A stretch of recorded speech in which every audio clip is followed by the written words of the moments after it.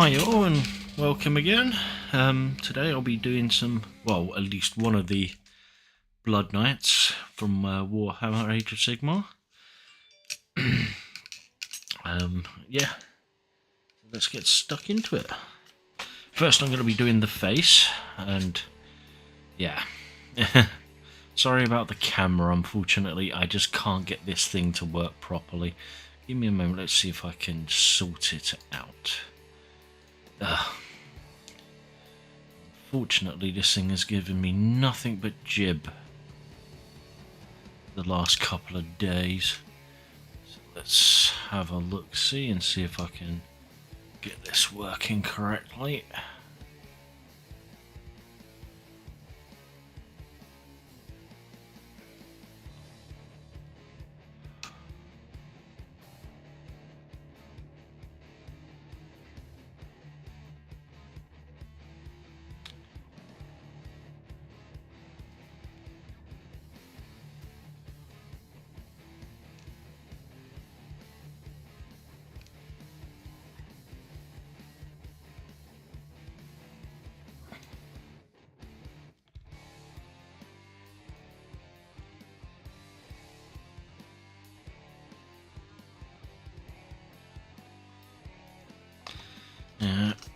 Unfortunately, it is a lot brighter on my end, but for some reason, this does not want to cooperate. So, unfortunately, it's not going to be 100% color accurate at the moment.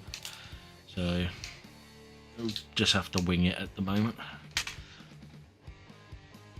Alright, firstly, I'm going to be using some Army Painter Necrotic Flesh for the base of this face. Giggity.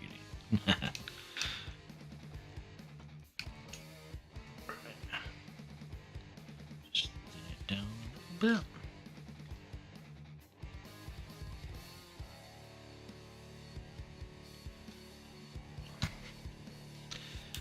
bit. Let me get my eyes on.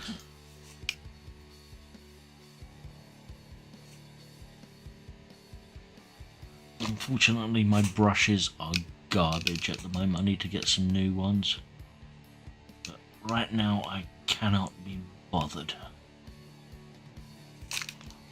I think I've got a slightly better brush around here somewhere. I think that'll do it.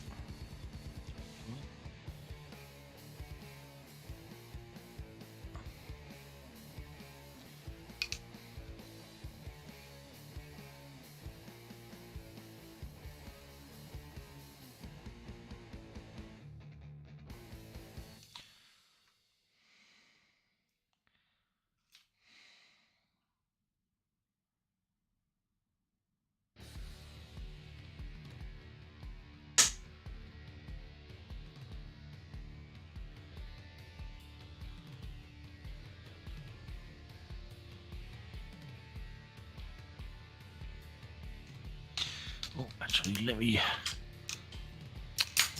just do some jiggery pokery. I need to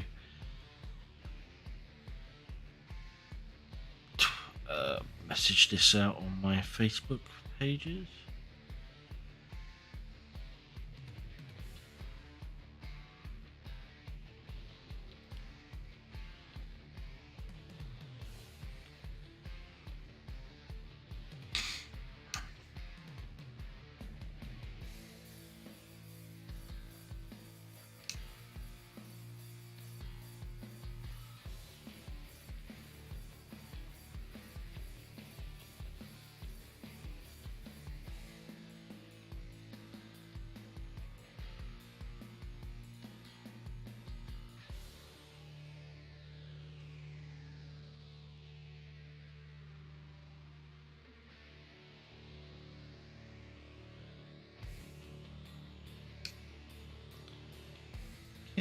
Think. No.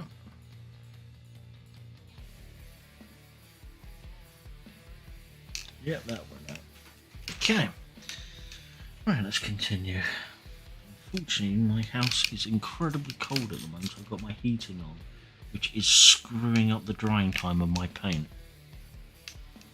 So it is an annoyance to say the least.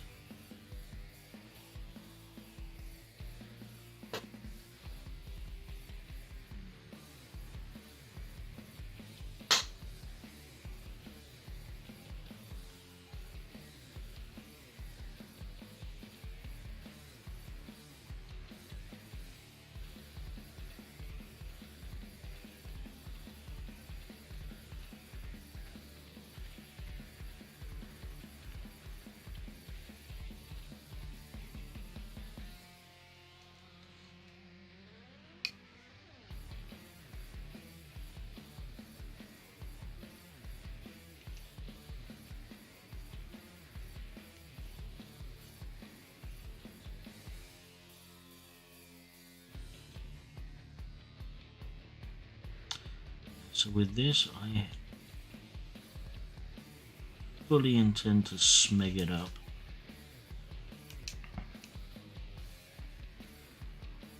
Sorry if you can't see it, unfortunately. My setup is trash at the moment, so I'm trying to do this at weird angles.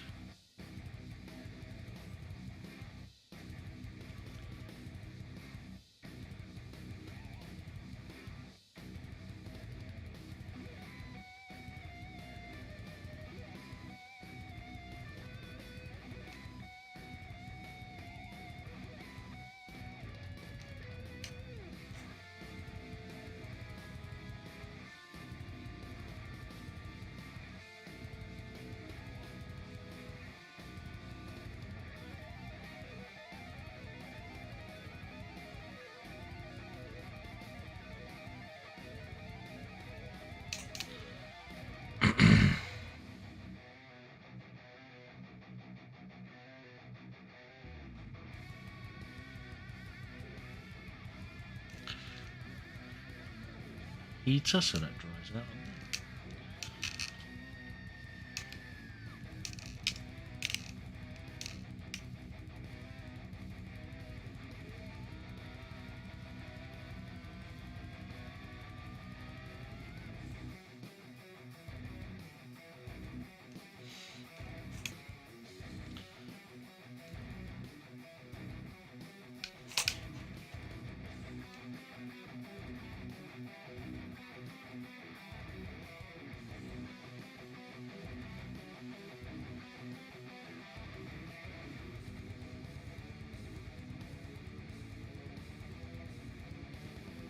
Alright, we'll be putting a wash over this, so get into all those recesses, then I'll start to grey it up a little bit.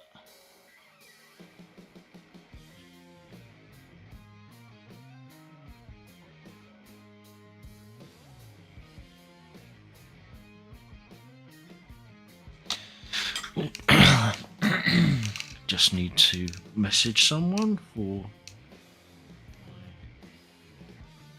a co-worker of mine if my thing wants to work.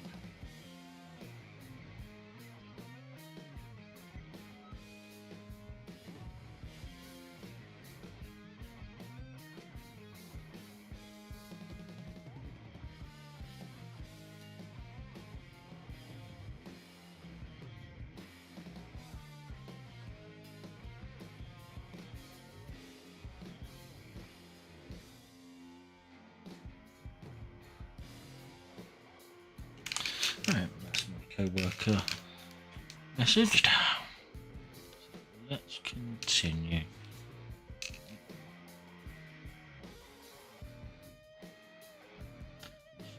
Putting on the layers. This is supposed to be a female. Doesn't look like one.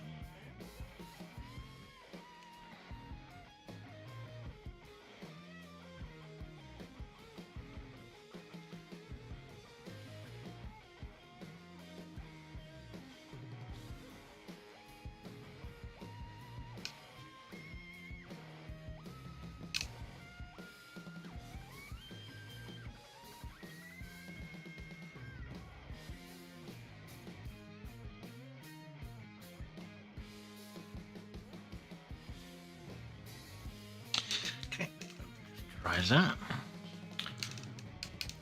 So, how is everybody? If anybody's around. If you're here, speak up.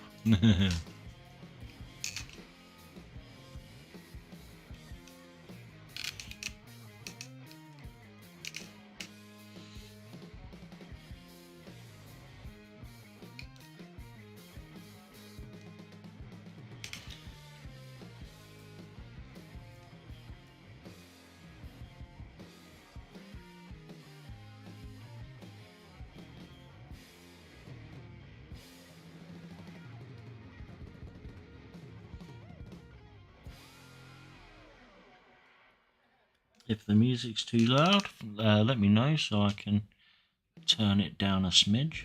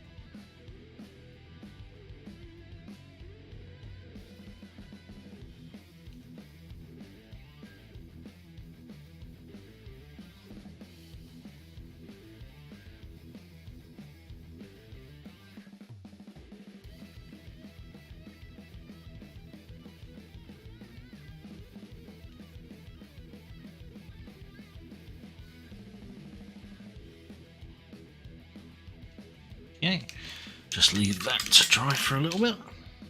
I'm going to be hitting it up with some Reichland Fleshade.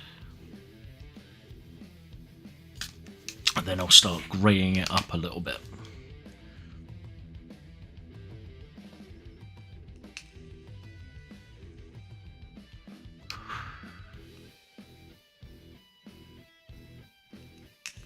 No worries, Seth. How are you, mate?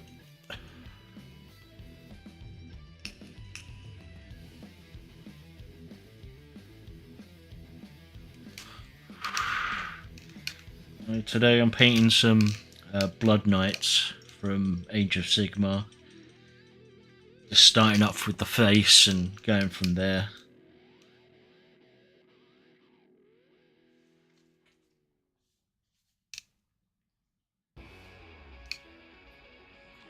That's decent enough base shade. Well, happy birthday there, mate. Have a good one. Don't get too drunk.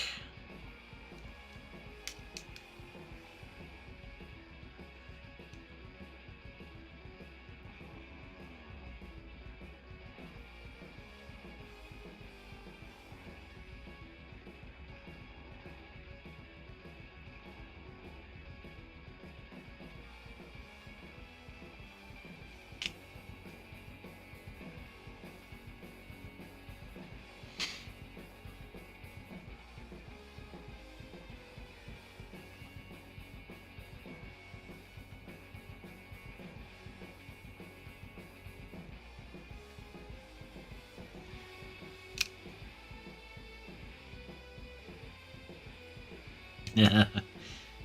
See, I can't do chaos to save my life. It's I tried to do some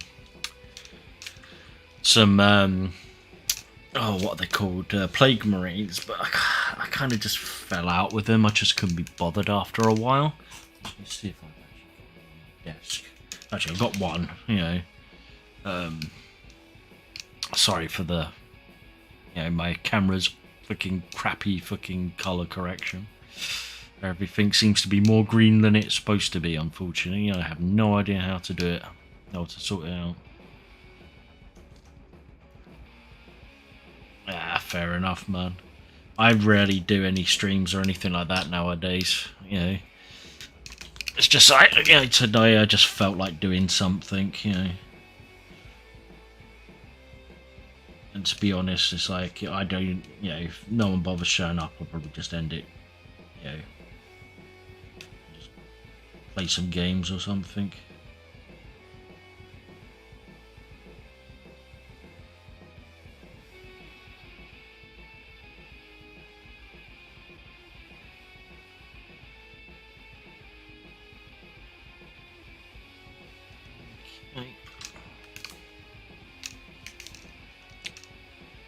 Yeah, leprechaun marine, yeah.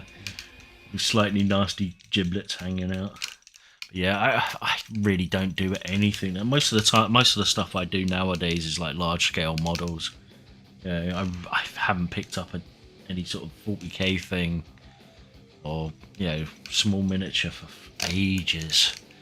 I think the last thing I painted was Jessica Rabbit, but yeah.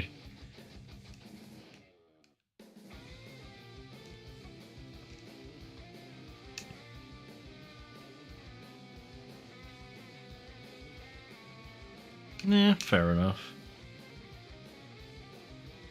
Nights, are we talking about 40k nights or yeah? Yeah. So we're talking about 40k nights or Age of Sigmar nights or Warhammer nights.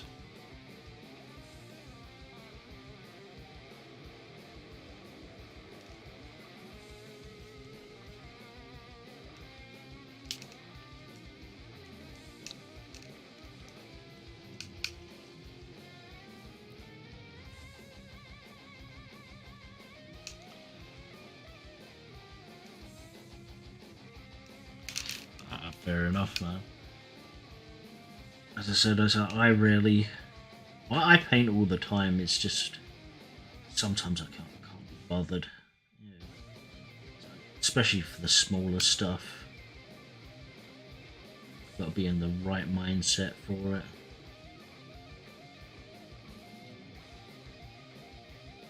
Recently, I've been working too much, so not been in the right mindset for it.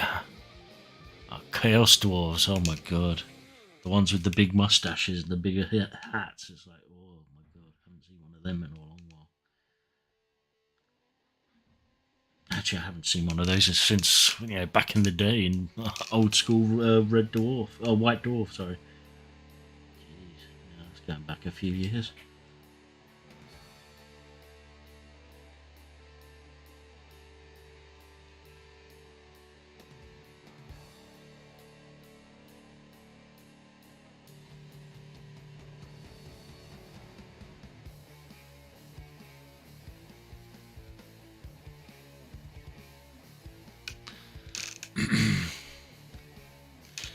Let's see if I can sort this out a bit. Yeah, sorry about the crappy camera, guy, dude.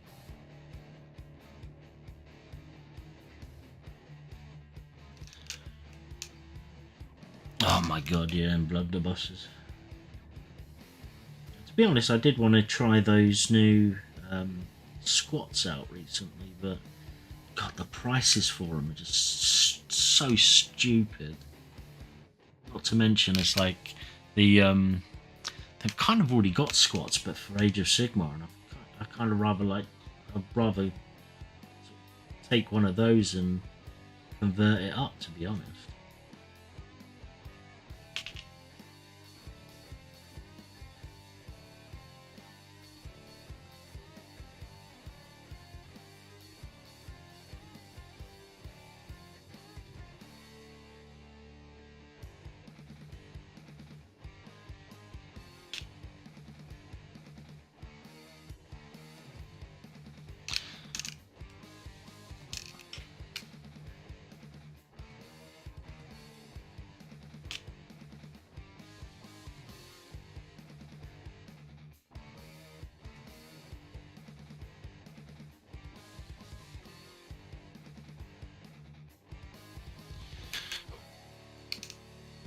Need to get a darker tone. Where's my grey? There you go. Yeah, man. It's like some of those old school Bossic models are freaking aces, man. So, yeah, it's just such a shame that they discontinued them. But knowing Games Workshop, they'll probably bring them back in some form or another and expect everyone to pay a ludicrous amount of money for them. that's normally what they do. That's how, to me, the new 30k or whatever, I think it's 30k stuff is, yeah, just that basically. Normal and just normal Space Marines, just slightly older, and they expect us to pay like freaking massive amounts of money for them. Garbage. But unfortunately, there's not much we can say about them. Well, to Games Workshop, because they'll never ever reduce the prices of their stuff.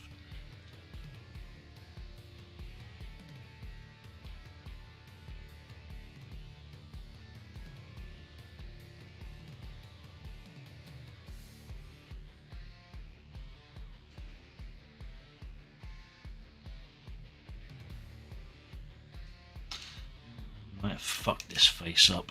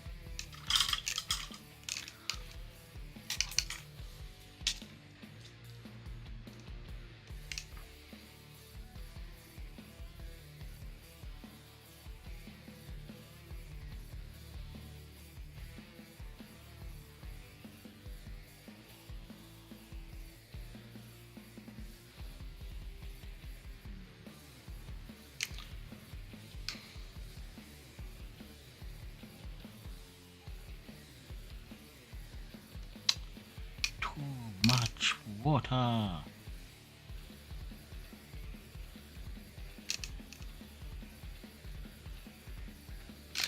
So what are you up to nowadays, mate?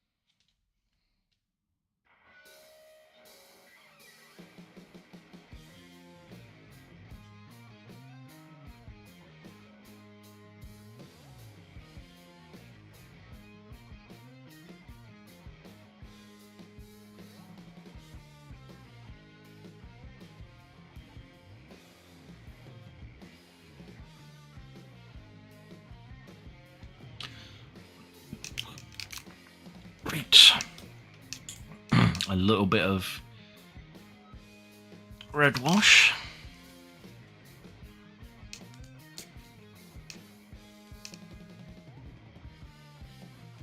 Actually, it's more pink than red. Ooh.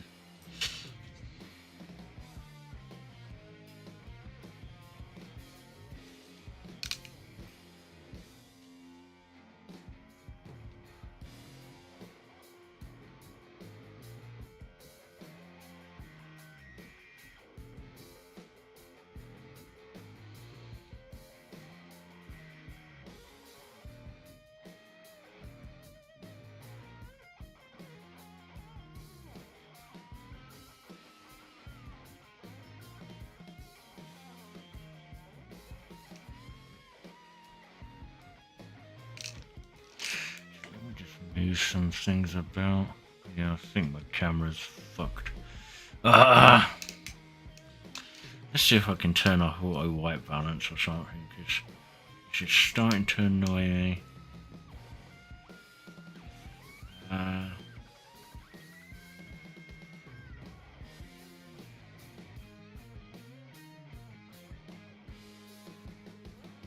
Sorry, camera jiggle.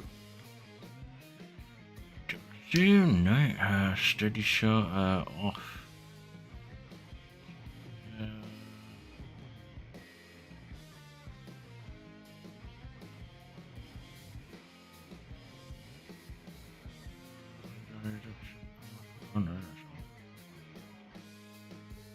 No worries, mate. Thank you for popping by, and have a good one.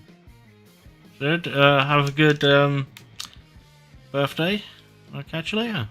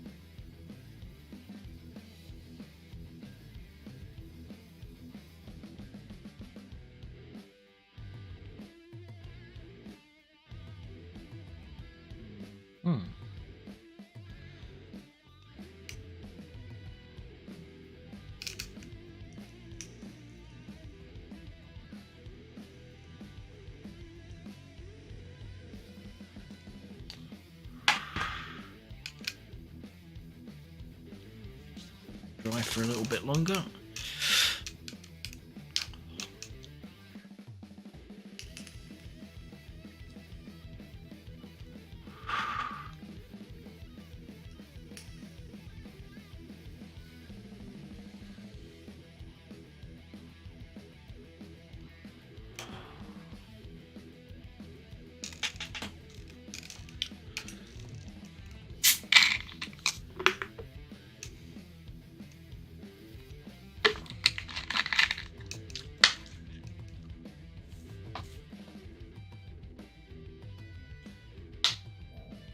I do apologise, wind.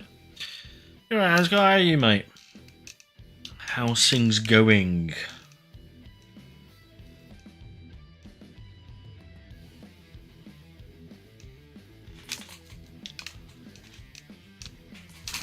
Oh, damn it, I fucking dropped my bloody brush. Crap, on my mouth. Yeah, doing alright. Same shit, different day. Unfortunately. Just painting up some Vampire Riders. Unfortunately, my camera's not cooperating in the slightest. Let me see if I can zoom in. So far. Yeah, that's not, you know, same old, you know.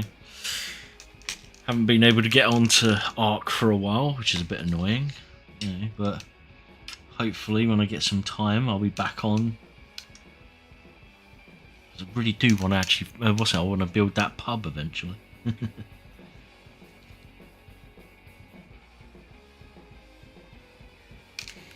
Oh, sorry.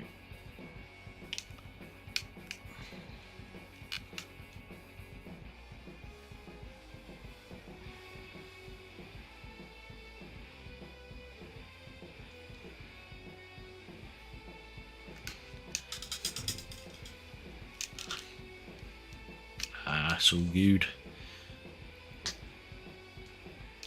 If you want, man, I can fire up a Google Hangout and we can chat if you want, mate. Up to you.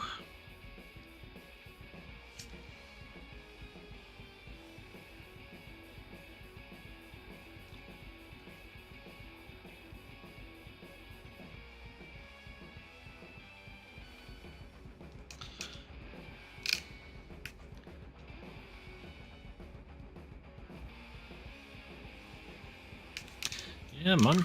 Give me a moment. Let me just quit out of Twitter and fire up Google, right? New meeting. Start an instant meeting. There you go. Okay, copy. I'll send it via your Twitter, because that'll probably be a lot easier. I haven't got Discord up and running at the moment.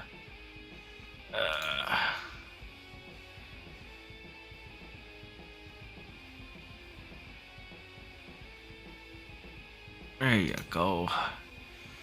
Message. Paste. There you go. Yeah, mate, all sent to you. Let me just sort out my settings. Here, microphone, speakers. Yeah, there you go. Now that should, yeah, there you go. Sorted. Okay.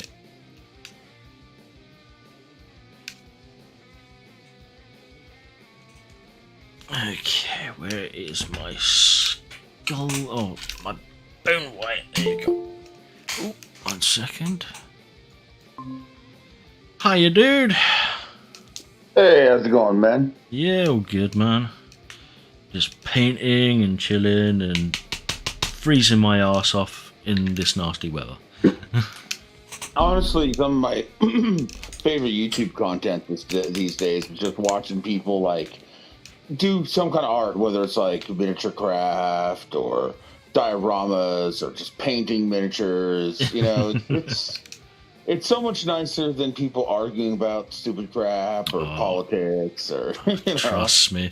It's like, well, me myself, I fucking hate seeing people like doing politics and shit like that. It drives me absolutely fucking insane.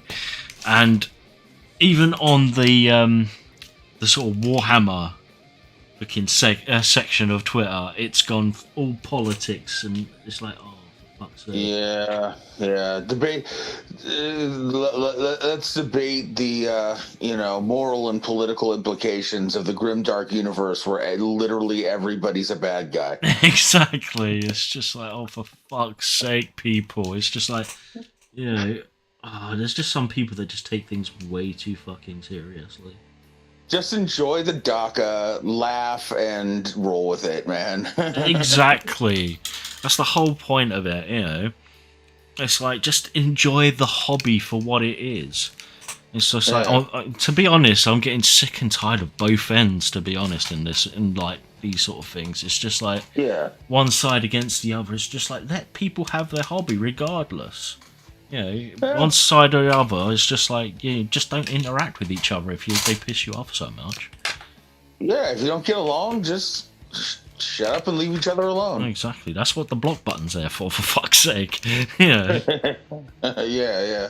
It's just like, just get over it, for fuck's sake. It's like, the whole female marine thing. It's just like, if people want female marines, just let them fucking have female marines. It's just like, who the fuck cares? I don't give a shit. Exactly. It's just like, it makes it's no skin off my rosy nose, you know. Yeah, yeah. And if you don't like female Marines and that, whatever, then when you guys play differently. You know, who the fuck cares? Exactly. So one way or another, they'll probably be introduced at some point in 40k, just because it's how 40k is. They want Yeah. money, and at the end of the Yeah, and day, if a bunch of people are saying we want female Marines, they're going to be like, well, shit, there's some money. well, exactly, man. Yeah. It's like they think that this company, one way or another, is on their side. It's no, they're on the side of the way. What's it of the wallet, nothing Yeah. else. Yeah. Of all my time knowing GW, it's like they don't give a flying fuck about you or whatever, and everything they say Or what is your pet issue is or whatever. Yeah. yeah. It's literally they only say that so they can get into your wallet. Yeah, Like every single business. exactly. Yeah, but Yeah. Oh man. No, but it's just cool to just turn on the YouTube and watch someone make something. The last thing I watched on YouTube was a dude making this really cool diorama of like a ice age apocalypse, but like clearly it happened like after World War II. So Ooh. there's like, you know, he actually did a resin pour with like an old like World War II era tank stuck in the ice, and some post-apocalyptic survivors, going ice fishing and stuff. It was pretty cool. Sounds awesome as well. Yeah, it's like my dioramas at the moment are getting Yeah, bigger and yeah, bigger. Like my centaur night that I posted on what's it on your what's it on? Did I yeah, post it in yeah. yours? Castle of Awesome, yeah. I can't fucking remember. Yeah, it's just like fucking. I've been posting shit left, right, and center. I've literally forgotten where the fuck I post things. No, I also really like that big diorama you did of like the battle arena and stuff, and the orcs tagging on the back of it and shit. That was Oh cool. yeah, that was done for Commander. Well, I don't know if you know him on Twitter. He's in and around, but yeah, that was his a commission for him. Fucking one of the cleanest paint jobs I've done for Marines and a Dreadnought in my entire life. That was I, a really, really slick paint job, dude. it's just like I don't think it's one of those paint jobs that I don't think I will ever overcome. Yeah, get any better. Especially when it comes to Yeah. 40k. Yeah, no, it was a slick paint job, man. The whole thing came out really, really freaking excellent. Thanking you. Um, No. what's it? I've still got the Centaur Knight diorama to finish, but I think I need to replace a part to it, which is the building. I need to make taller, so I need to get a new building set. Mhm. Just because the building's sort of like dwarfed by the actual knight, so I need the building to loom over the knight for to make things look big. What kind of what like are you buying like a model kit for the building or? Yeah, it's basically GW does ruins and Ah, building kits. So basically, I bought one which I thought would be big enough. Also, would be big enough, but when I started building the actual knight body, it was like, yeah, the building's as big as the body. Not just the no. torso; it's the body. It's just like, oh fuck, I done fucked up. But I thought I might be able to do something with it, but no, it just didn't work out. So I'm gonna have to buy the bigger building at some point. Yeah. I've watched a few people do some 40k big 40k builds, and they're using everything from like old beer cans to freaking curlers, to Yeah, make that shit. It's like all kinds of crazy crap goes into building their like play, diorama yeah, things. That's pretty cool. yeah. See, I've looked at stuff like that, and it's just like, how the fuck do you people make that shit? It's like I look at it and I just go, nah, that's one step beyond for me. So I can't do shit like that. Just get junk and make something out of it. Yeah. Fair enough. So I've tried a few times and it's turned into turned into shit that just falls apart in about 5 seconds. So I just don't bother. There are a few bits, now that I've got a 3D printer, thankfully I don't really need to do it that often now. Yeah. Well, like a resin printer, because it's so much fucking easier. Oh man, I'm still working on getting one of those, and I want to get into the diorama thing because I really enjoy watching them. I think I'd enjoy making them, but first I need to get an area to work. So right now, what I'm working on is I'm going to buy a really nice computer desk. I've got one on the list. It's got all kinds of things that I really want for like cable organization built right in and stuff like that. It's an all steel desk, so it's going to last forever, but it's kind of expensive.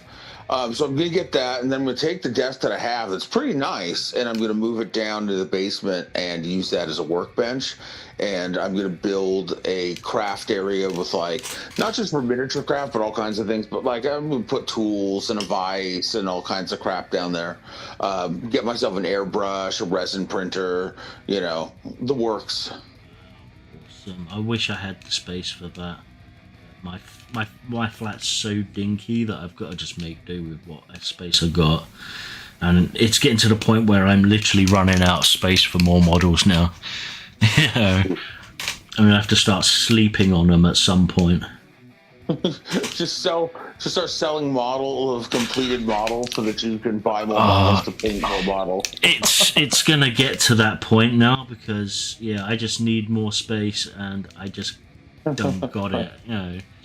It's so annoying because I don't really want to sell off the models I've already made because some of them are my prides and joys, but it's just like needs must. I think And with the way things are with like bills over here at the moment, I'm probably going to need to sell them just to make ends meet eventually.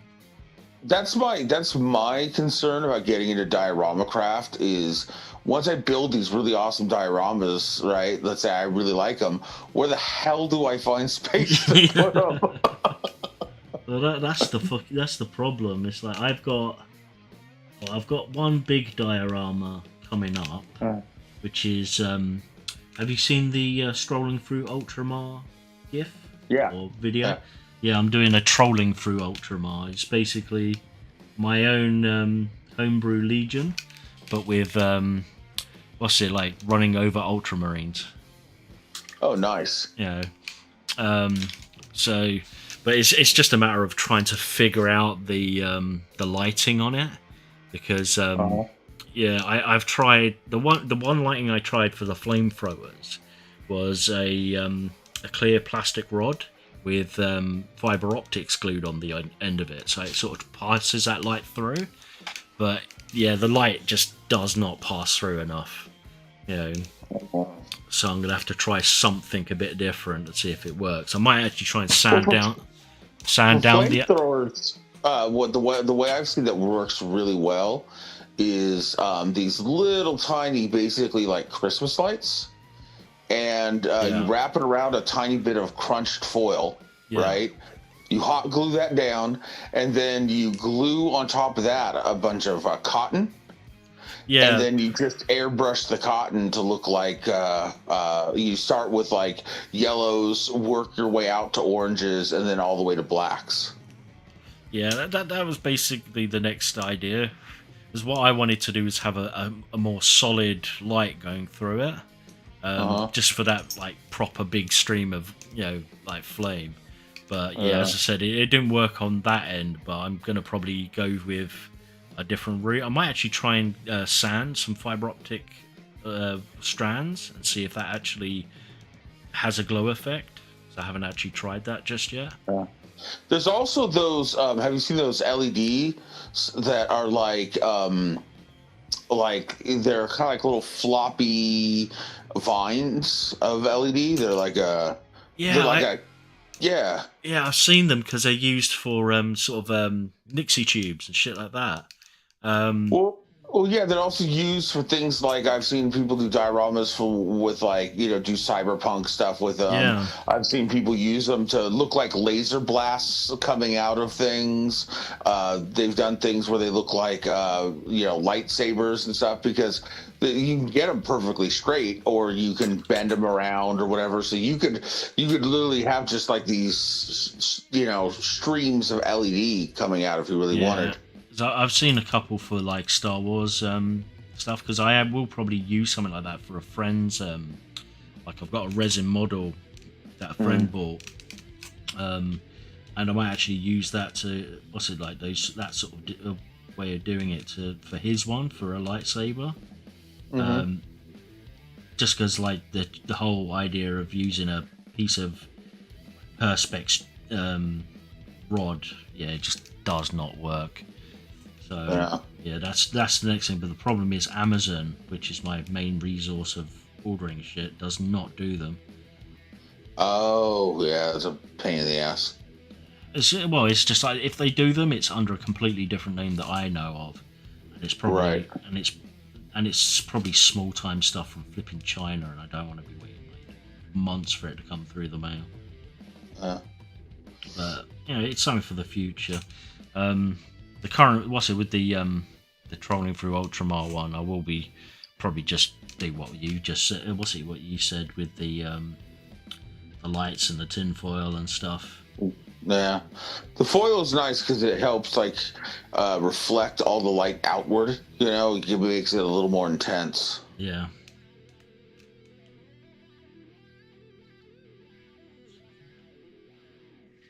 Oh, doing hair is the bane of Flame my effects, existence. when done right, can be really cool. Oh, definitely. Luckily enough, this is for my one. It's more or less a just a joke piece more than anything else. Thankfully, so I don't have to go all out on it.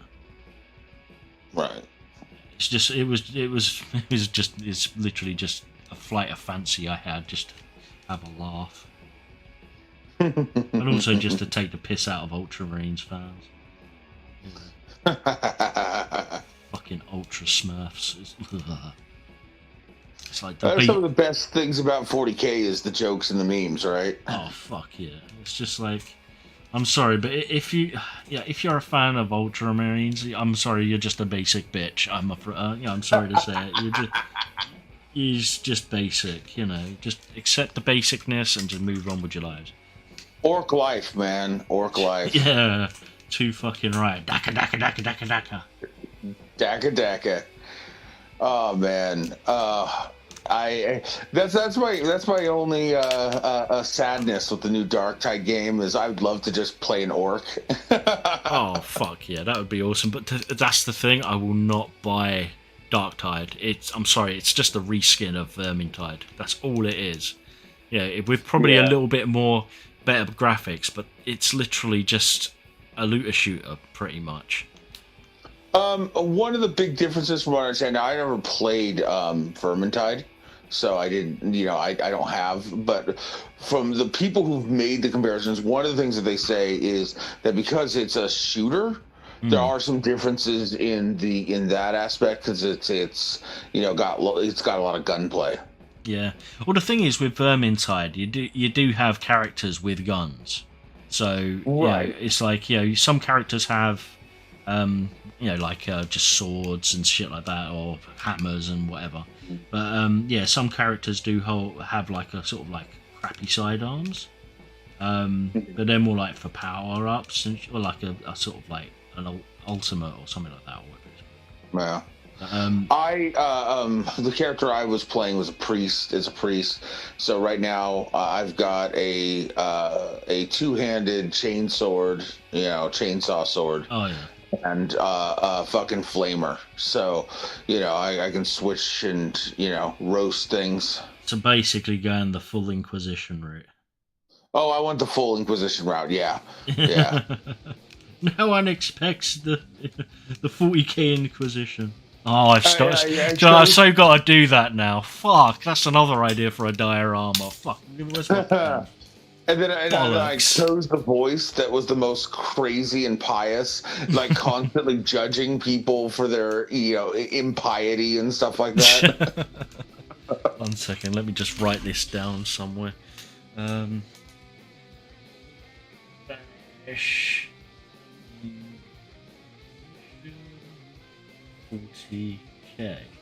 Okay, that's going to be fun to try and find the models for that. There you go. And mod them so they look like the old school freaking ones. Jesus. Oh, yeah, that's going to be fun. But, after what they did to what was it called? A Dawn of War. I don't want to give GW any more money for games. That's fair. It's just like, I do like. I did like the looks of. What was the name of that? They did actually do they've done an alt game. Oh fucking hell! I can't remember the name of it now. 1 second. I'm gonna have to look this up, or else it's gonna bug me. Shit.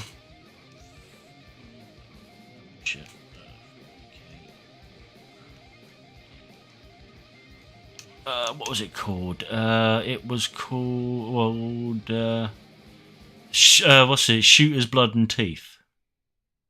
I don't think I've ever seen that one. Yeah, it's like a side-scrolling shoot 'em up, but for orcs, and it's cool. And it's kind of done like a cartoon in a cartoony sort of way. Okay. So I've seen it, and it seems a bit short for my liking. I thought it was going to be a bit longer than what it was, but it's what it is.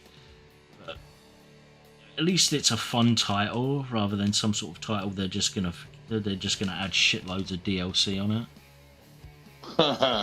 Yeah. So as I said, the main reason why I won't buy them anymore is because of what they did to Dawn of War. Yeah, they took a great idea, which was basically just to put Dawn of War as a Command and Conquer sim, and then they turned it into some squad-based crap. Yeah. I don't get it when they change that kind of crap. Yeah, it infuriated me so much because I so loved the idea of it being an actual sort of Command and Conquer, RTS. It's like, and now they just went squad, and it's like, oh, for fuck's sake, why fuck up something that was so good? Yeah.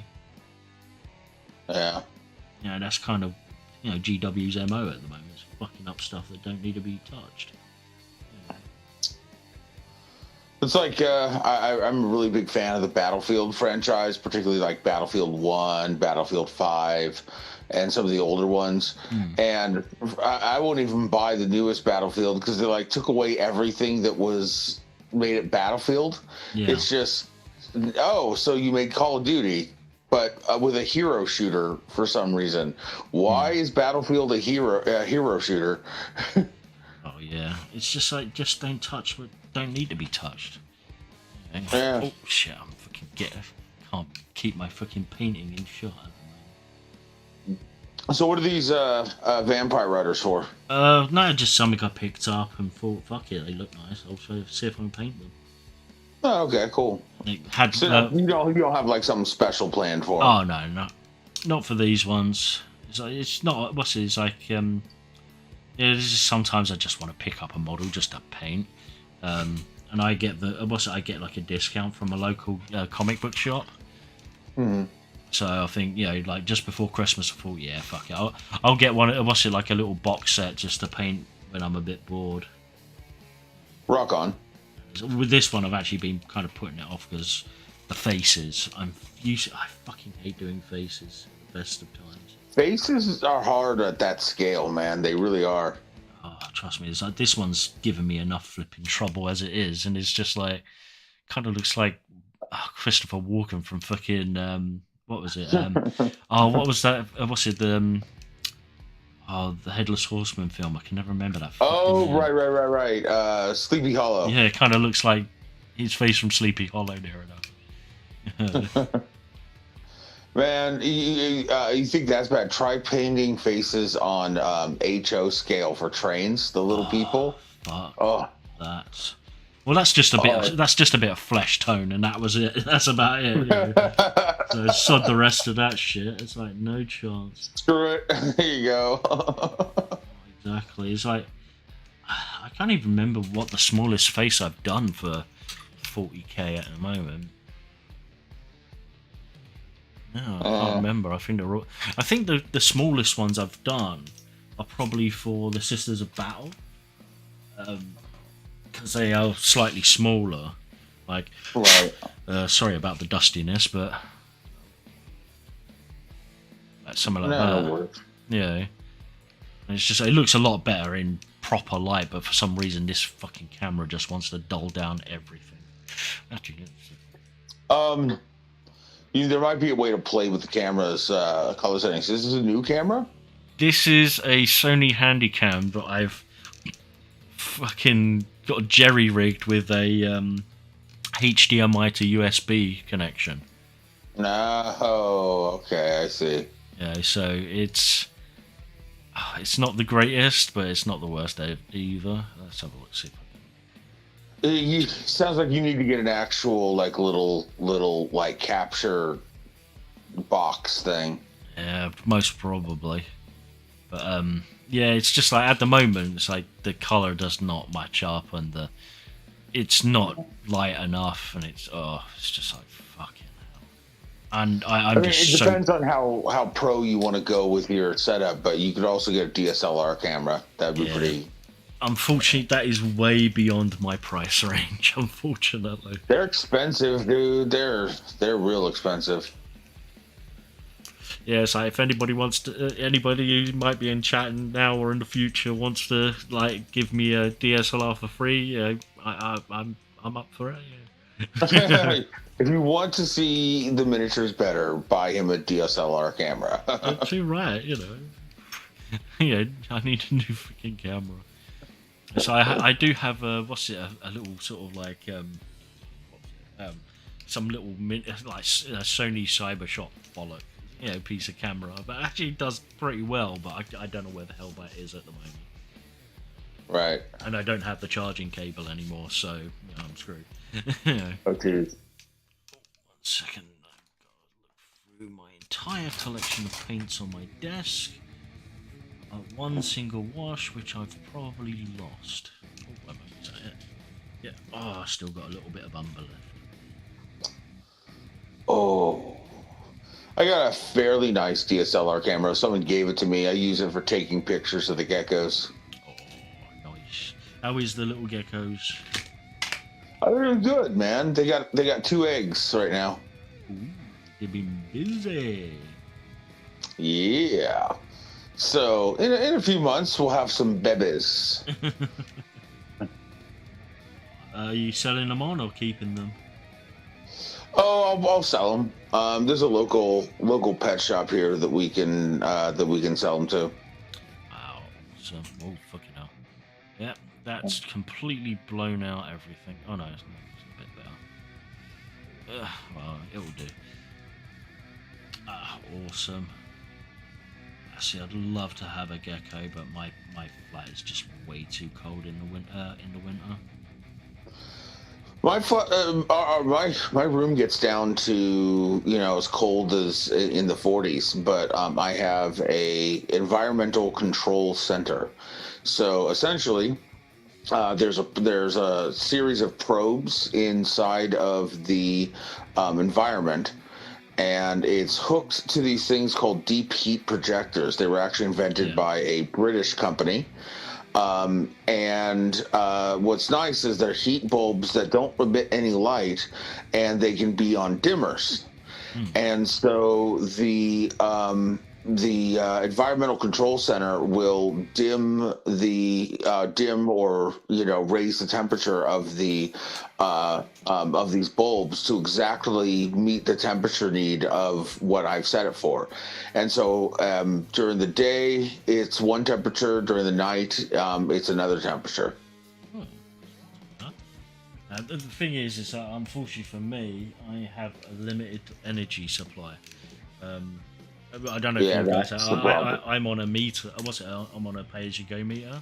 So basically, I have a budget each month for like what I can use, Right. and that right now I am burning through that like nobody's business. Just having a shitty little heater on. Oof. Yeah. Yeah, we don't have that, Yeah. thankfully. UK energy crisis. Oh, that's right. You guys are having a real tough time of it, aren't you? Oh hell yeah! Oh, my camera just quit on me. Oh, sorry, people. Give me one moment. Please. I need to switch it over. Back again. There you go. Awesome. I've got it on a three-way splitter for a USB. What's it on a one USB at the moment? So it's a bit janky at the moment. That sounds drinky. Oh mate, this is streaming. This is like 40k painting on a budget. Yeah. So I fucking envy any freaking YouTuber that actually has a decent flipping camera setup. A decent camera costs a lot, man. Exactly. I'll never afford something like that. And then you have to have a decent rig to stream it properly too. Well, to be honest, my computer's fucking old as fuck, but it still does the job. Right. I have pretty good.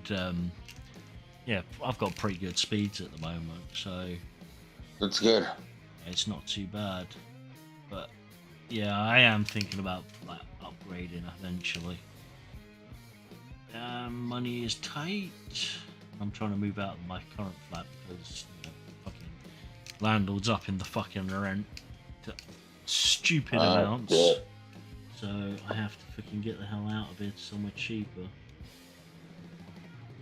Good luck, man. Well, here's hoping. Well, that's the face kind of done. All right, look at that. Moment, let me just move my. Not perfect, but for the scale, fuck it. Yeah. I need to add stuff to it once I actually do the rest of the body, which means I need to grab a hold of the instruction manual and zoom out a bit. I did see recently someone who's a sculptor show, and I learned a really cool trick for doing eyes. And it's once you've done painting the base like white or whatever, right? When you want to do the iris, you just get a little ball stylus, like the tiniest ball stylus you can, and you just put a little dot of paint on it, and then you touch the eye where you want the iris to go, and it makes a near perfect circle. Yeah, unfortunately, I have ball styluses, but none that small. Yeah, you guys are really good tiny. The other way you can do it is like if you can get like a little pin and you just do a little pin head. Yeah, the best way to do that is if you chop the actual tip off. It'll be well, if you can, and just sand it down a bit, and that'll be a bit rounder. But yeah, I've tried so many different ways of doing eyeballs, and half of them do not work for me. It's just they're difficult, man. It's just so tiny. It's just like. My latest miniature, or my latest model, which was this one. The eyes on this took about 5 or 6 different attempts to try and do, and it's just just annoyed me. I like painting models that have glowing eyes because then I can just forget you doing eyeballs. Too right, man. It's like thankfully for vampires, you just need to do red eyes, and that's it. It doesn't need anything spectacular. Yeah. Actually, we'll have to add some blood to that mouth of theirs, but sod that right now. Okay, on to the horsey, I think. But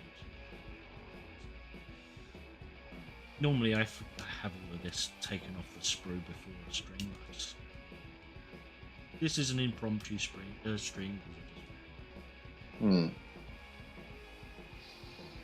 time is it? Yeah, I've still. What are you gonna work on after? What's your next model or project after messing around with these? well, the next diorama is the Strolling Through Ultramar. Okay, cool. After that, I have literally no idea. Well, actually, I do. I've got one diorama that I want to do, but I need to find the parts for that. Basically, the one part that I need is the sort of like old-fashioned room dividers, like made out of sorry, made out of wood, normally about 3 segments. Basically something like that, but with a mirror instead of just like wood. Okay. Or mirrors on them. Just because I want to sort of do a sort of kind of like Gemini, something like that. Well, Gemini came to thing, but let me see if I can grab the model. Sorry, movies. Basically, this character? Oh, let me see. This character here. So there's this version and also a naked version. I want them back to back. So it's sort of like two sides. What's it like? The two sides of the coin sort of thing. Right. But this one's going to be, pretty simple. But this one's going to have like body tattoos. And basically, I want it on the actual diorama. I want the naked one behind, so it's not in full view, but with those 3 like that 3-panel thing with 3 mirrors on it, sort of reflecting. That the miniature you can't see. Okay, all right. With hopefully some sort of like lights somewhere, but to like light it up. But, so it'd be almost like 2 sides of the mirror kind of thing. Yeah, kind of, yeah. But yeah, I just need to find that one part, that divider thing, or try and make something. But the thing is, I want it sort of like very ornate. Like how some mirrors are, like the sort of gothic-y mirrors. I've found that I don't know if you have anything near you can do this, but old like crappy pieces of jewelry, oftentimes you can like pull the stones out, and the settings are great for, you can clip bits out and create flourishes for things like a decorative mirror, or sometimes I'll use them just a frame. Like I found this one, it was like a big cabochon earring, right? And I took the stone out, and just the setting looked like a mirror or picture frame, and ended up turning it into a wall mirror, like a magic looking wall mirror in one of my like D&D miniature sets. See, that's something I would love to do, but around here there's not many places to do that sort of thing. There's plenty of sort of antique shops, but most of them it's pretty much no like thrift stores or anything like that. Not really, and most of them are just we've got plenty of charity shops, but most of them it's just clothes and but yeah, if you can find some old cheap crappy jewelry, it works great for that. I'm definitely gonna have a look on that. If not, I'm gonna have to get someone to CNC something for me at some point if I can. Don't want to.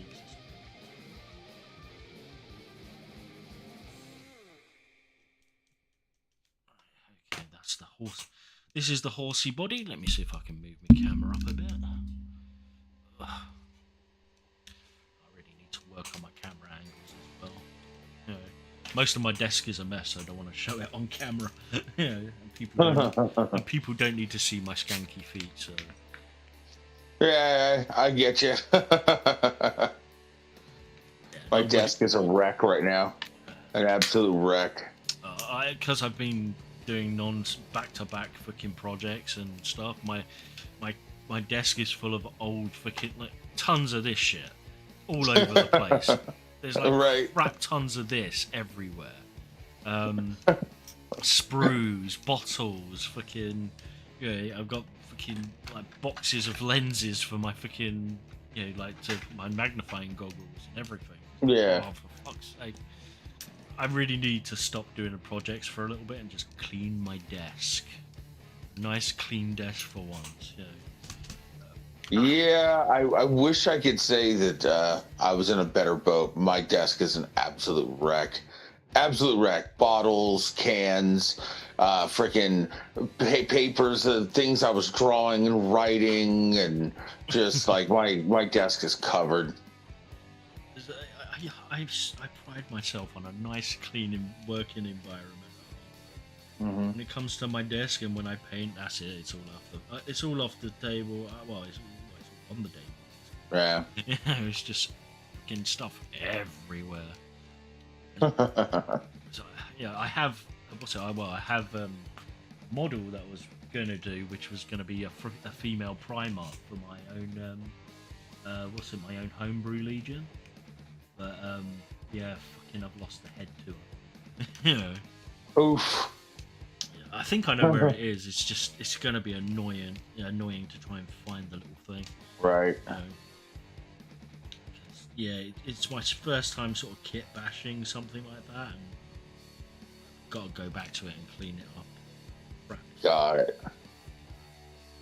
But oof! Sorry, you lost. Sorry, you lost pieces. I've done that so many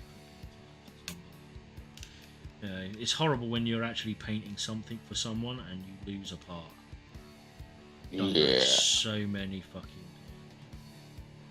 times. It's annoying. Yeah, I've got this great big project to do for someone for a commission. Hey, I lost a piece that's kind of integral to the whole bloody There. No problem. Little bubble gum. It'll be fine. Oh yeah, pretty much. It's like I've had one where shit, nozzle has been. Yeah, I've had I think it was what was it called? It was the Triumph of Saint Catherine model for 40k, and yeah, I lost the hands to one of the models. So technically, she's supposed to be holding a chalice, but there's no hands there. Oh. Yeah, she's pretty much using the force to keep that fucking thing in place. Just thank fuck the person that I did it for didn't care. So fucking saved my ass on that one. That's funny. Well, yeah, it was my first sort of commission, so. Yeah, Oh, okay. It wasn't too bad. You get a lot of commissions these days? Because you should. On and off. I've been getting I've had a few. Some I don't want to do, to be honest.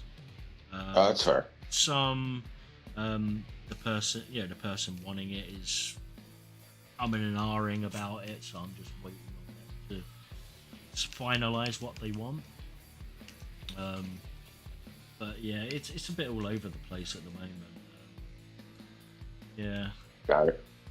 But yeah, at the moment I don't mind if I don't get commissions. Thankfully for me, I'm not actually relying on them for income. Yeah. So it's not too bad.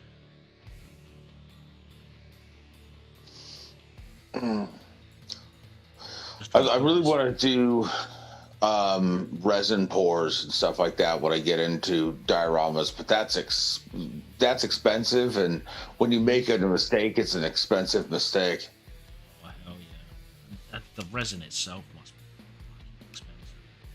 Yeah, it is, especially if you're doing like a deep pour resin. Oh man. So yeah, I would love to do stuff like that, but yeah, I just don't have the space for that, and also if I get that shit on my fucking carpet, Yeah, done. Yeah, exactly. It's just like, yeah, you're fucked. Yeah, that shit will be fucking nearly impossible to get off the carpet. Yeah, that just keep pouring because you just turned your carpet into linoleum. Yeah, exactly. In that that point, yeah. Yeah, it's like, yeah, my landlord comes in after I sort of leave, and it's just like, I decided to encase the entire carpet in resin for you. Yeah, don't need to I don't need to. You don't need to thank me. Polish it up real nice. Yeah, pretty much. I don't think the landlord would be too appreciative. Well, hopefully I'll be Could you imagine what it would take to pull up the carpet completely encased in resin? Dude, you'd have to take up the floorboards with that shit. You know. You really would. You really would. That's And you have to break it apart. oh yeah, that stuff will seep into every nook and cranny there is. Yeah, you'd never get that shit off the ground. Yeah. What is it with GW and making these kits so incredibly impossible to fit together? Oh, it's a fucking horse. There should only be two sides to the blasted thing. But that wouldn't be complicated. Oh man, I've had this with a couple of their recent kits. The new Primaris Marines. Oh my god, they are the worst things to put together that I've ever had the misfortune of doing. You know, they're so overly complicated. It's like, back in the day, an old when they did the multi-part Marines instead of like the single, like the 2-part or 3-part Marines. Back in the day, it used to be 3-part Marines, which was gun, body, backpack. That's it. Then they brought out the multi-part Marines, which was like the arms, the shoulder pads, the backpack, the torso, and the legs, separate. Right, the gun, which was like the best thing ever for modifying stuff.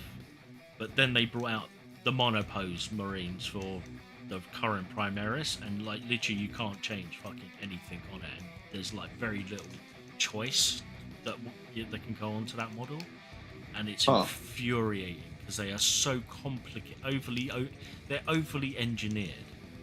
Yeah, it's just crazy how they've been put together. So, do you prefer the modern like plastic miniatures or the old school pewter? They've got their things for nostalgia and for some models. The pewter ones were awesome, but fucking heavy and difficult to put together and try and stick together. Yeah, they do pop apart a lot easier. Oh yeah. What was it? Let me see if I've still got it.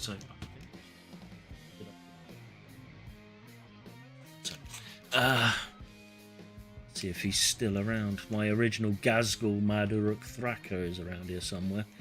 There you go. Oh no, wait, no, that's not him. Looks like him, but it's not him. Oh yeah, well, you'll be able to see the actual model online somewhere. But yeah, I've got the original Gazgul model. Well, not the original, because the original was a tiny ass little thing. But the second generation of it, it's like you would have to like drill great big holes into the arms, the face, and everything just to get the thing to stick together. And you'd need probably like fucking steel bars just to get it to stay as well. Fucking nearly impossible to keep that thing together as well. I've actually got I've still got him. These are in true in some fashion for like the pewter miniatures, my original Avatar. Fucking I have stuck this thing like a million times and it still falls off. Oh man. There's literally no way of keeping this little bastard together. There's been a few times with a few my pewter. Most I think like at least 95% of my miniatures are pewter, because most of my miniatures are from like early 2000s. I bought a ton, and so many that I couldn't paint them all, kind of deal. Yeah. But like a lot of them I end up sticking together by getting a jewelry drill and just drilling a tiny little, just a divot in both sides, and taking a little tiny piece of steel wire and jamming it between. It's not foolproof, but it helps. Yeah, I've got what was it called? What are they called? The little sort of handheld drills. I've got one of them somewhere, but trying to use that stuff on the pewter just rips up the bits, because it's a cheap Chinesium, but one from me.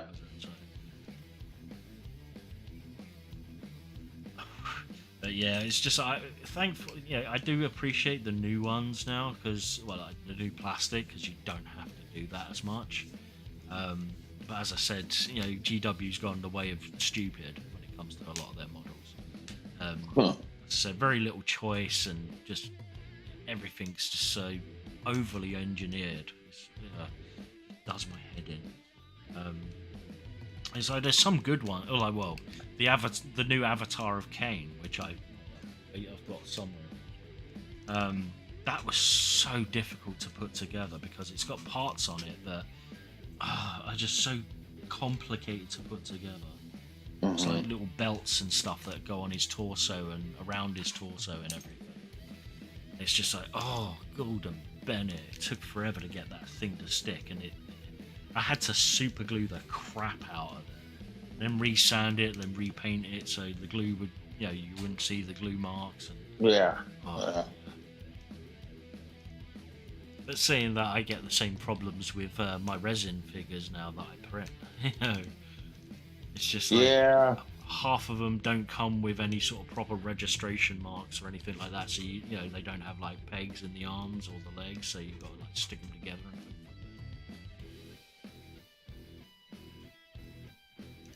like that. It's like the bunny girl, her ears have literally no pegs at all. I've just had to stick them on. Yeah. So that's just weird. It's actually not pink. It's actually supposed to be red, but my camera is. Or is that just my monitor? No, that's the camera. So I've got two monitors with two different settings. Not making life easy for myself on this shit. Configure video. Let's see if I can.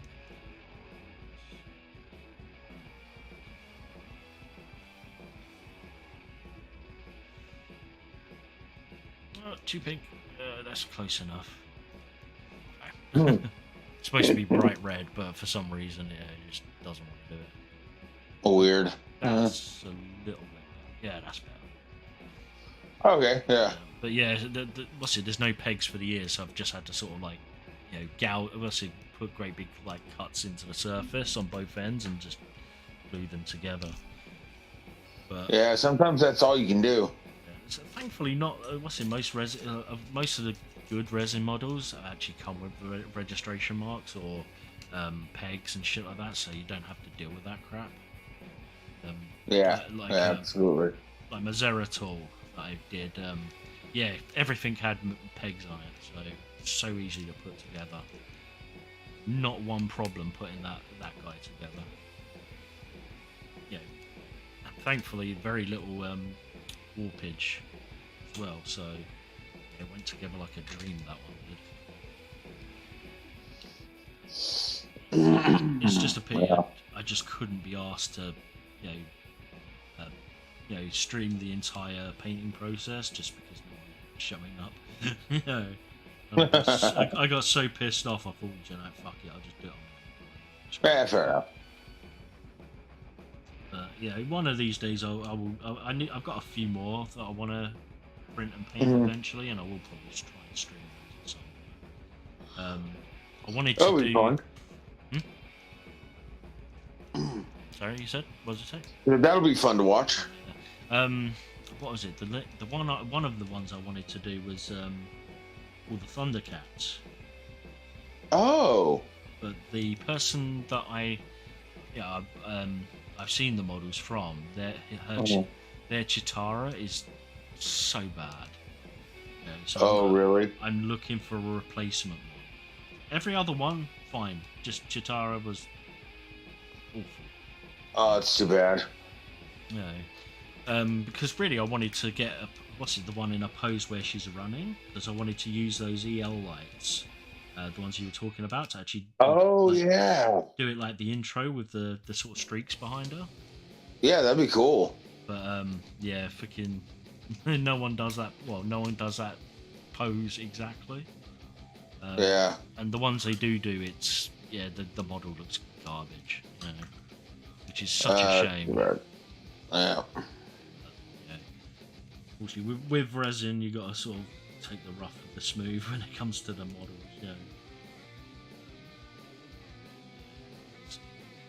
one of those things. Somebody probably does actually have a model. I just It's about finding it. If nothing else, you might be able to just find a modifiable STL that you can just like repose her a little bit. But the worst comes to the worst, I probably might need to find a 3D model and just go that way, make something myself or edit something. Yeah. Now, but Thundercats, that could be a cool little display. Oh, definitely. So another idea for Thundercats, but I need to find the busts for them, if anything, because what's it in the intro? You got them all sort of. Oh, what's it in front of the sort of lion? What's it, the Lion-O headquarters with that ghost guy? Right. Yeah, I can't remember who it was now. It's been so long since I've watched the series. But, yeah. You have the it's been ages. you have the sort of the faces of the characters sort of like come on screen and then disappear. And then also I was thinking about doing all the like busts all arranged with that guy, like slightly bigger with the actual. If you want to do it where it's like they kind of disappear, right? You could print it all out in the clear resin and then do all the airbrushing on top of that. Well, yeah, that was the sort of idea for at least for the sort of like the sort of guy with the cape. Yeah. And go from there. So, shit, that's not what we're saying, so it's all good. Splodge on some paint. Gotta do them. And Mum Ra would be a fun character to paint. Ooh, I think that someone's actually got a good Mum Ra somewhere.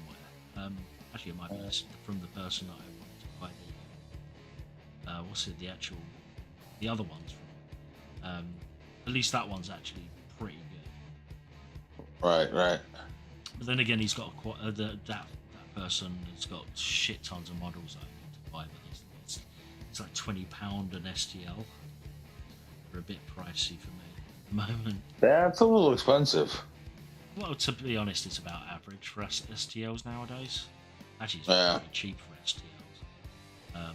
Because I've been looking for some, and some of them are just.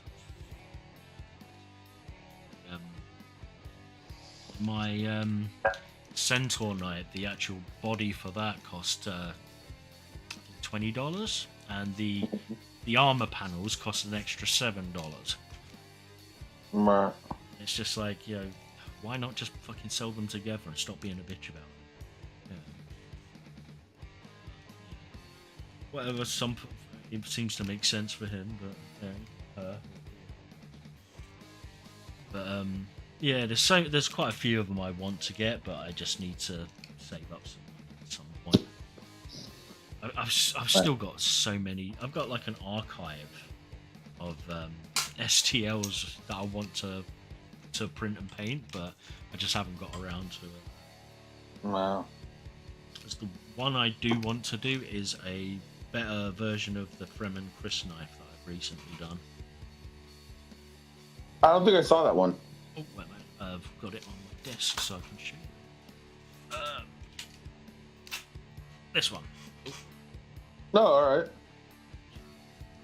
Okay. Yeah. But the problem is... And you want to do like a redo of that one? I need to make it larger because this is way too small. Right. See if I can zoom out. No, it won't. Up we go. Oh, that's my crotch. Yeah, so basically that's my hand and that's the knife. It's a letter opener. So yeah, it looks pretty good though. Yeah, I need to make it a lot bigger, a lot longer and a little bit wider. But for a proof of concept and just to see if my printer was actually capable of printing it, it's actually not too bad. And it's actually got a decently sharp little edge there as it goes as well. So not bad for a letter opener, huh? Well, yeah. There's another version I wanted to get with a sort of the metal ring around there, but I can't find it in the way that I want it for some reason. I want it in parts, but it doesn't come as parted model, so I'll probably have to take something like this and then cut it in half or something like that. That's the maximum my printer can print at. It can print to. That's the maximum height, and that was even at an angle. So, yeah, unfortunately, that's the only limitation for 3D printing is how big you can make things. Yeah. I will. If you got the money, I would definitely suggest you getting a bigger, something with a large print area, so you do bigger stuff. Not have to worry about the limitations. I believe the one I'm looking at possibly getting is like 8.5 by 11 inches. I think print area. I have to look. What make is it? It is. Let me check. I've got it all bookmarked and all that crap.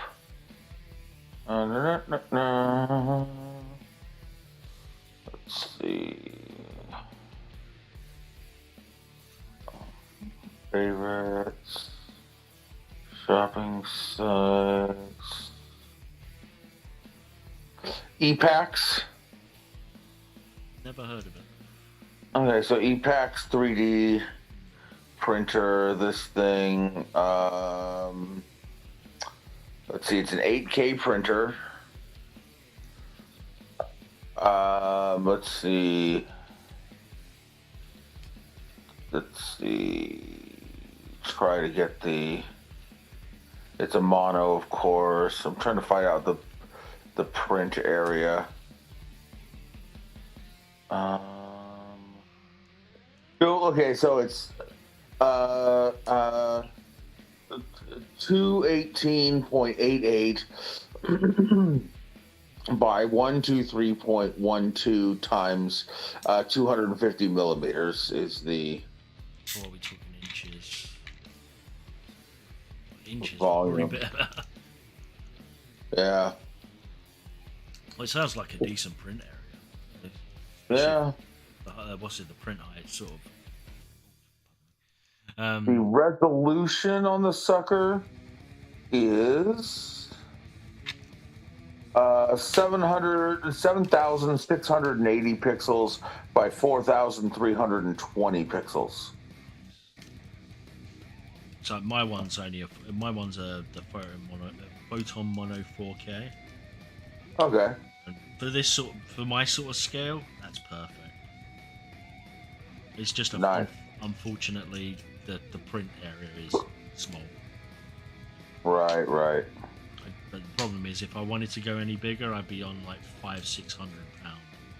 It's like I don't have that kind of money. I would do if I sold my body for science or something. Yeah, on my meager wages, no flipping chance. Heater soap dries up. Let me see if I can figure out what the print area of this thing is, because those numbers mean very little to me.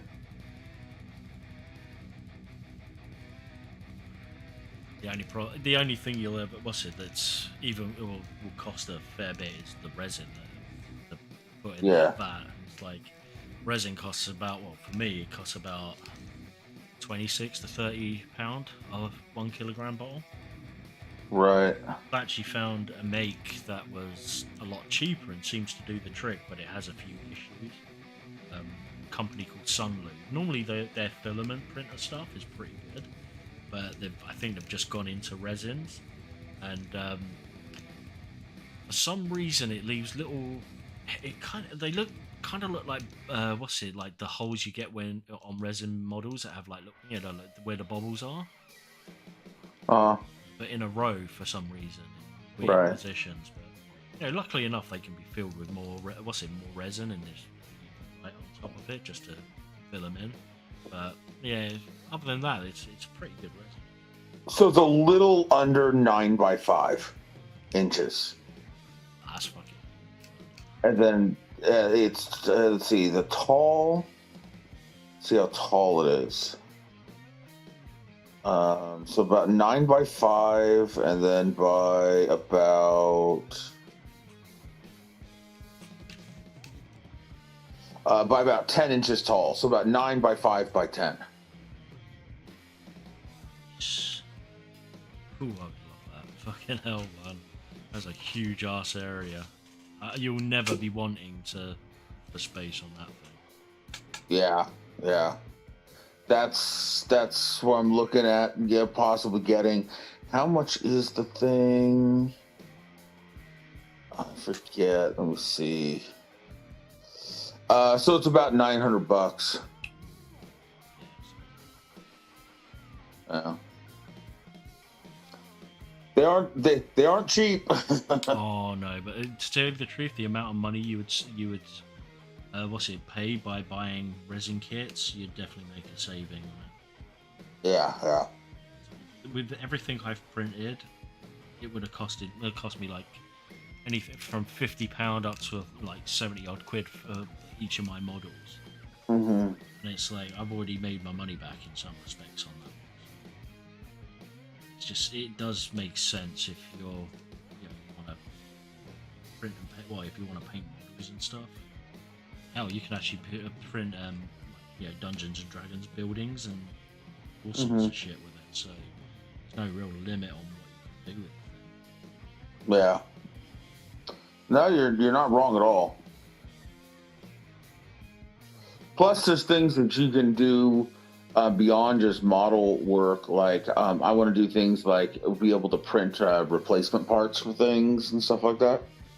I don't know if, well, I don't know yet because I haven't looked into it, but I don't know if there's any like decent resins that would actually be good for usable parts. Oh yeah, there are. As I said, I haven't looked into it. Every resin I've seen so far have been brittle as fuck. Yeah, there's even dental resins, dude. Oh, that must cost a. Yeah, and there's also resins for doing molds. There's resins, so like if you want to print a mold, you can do that.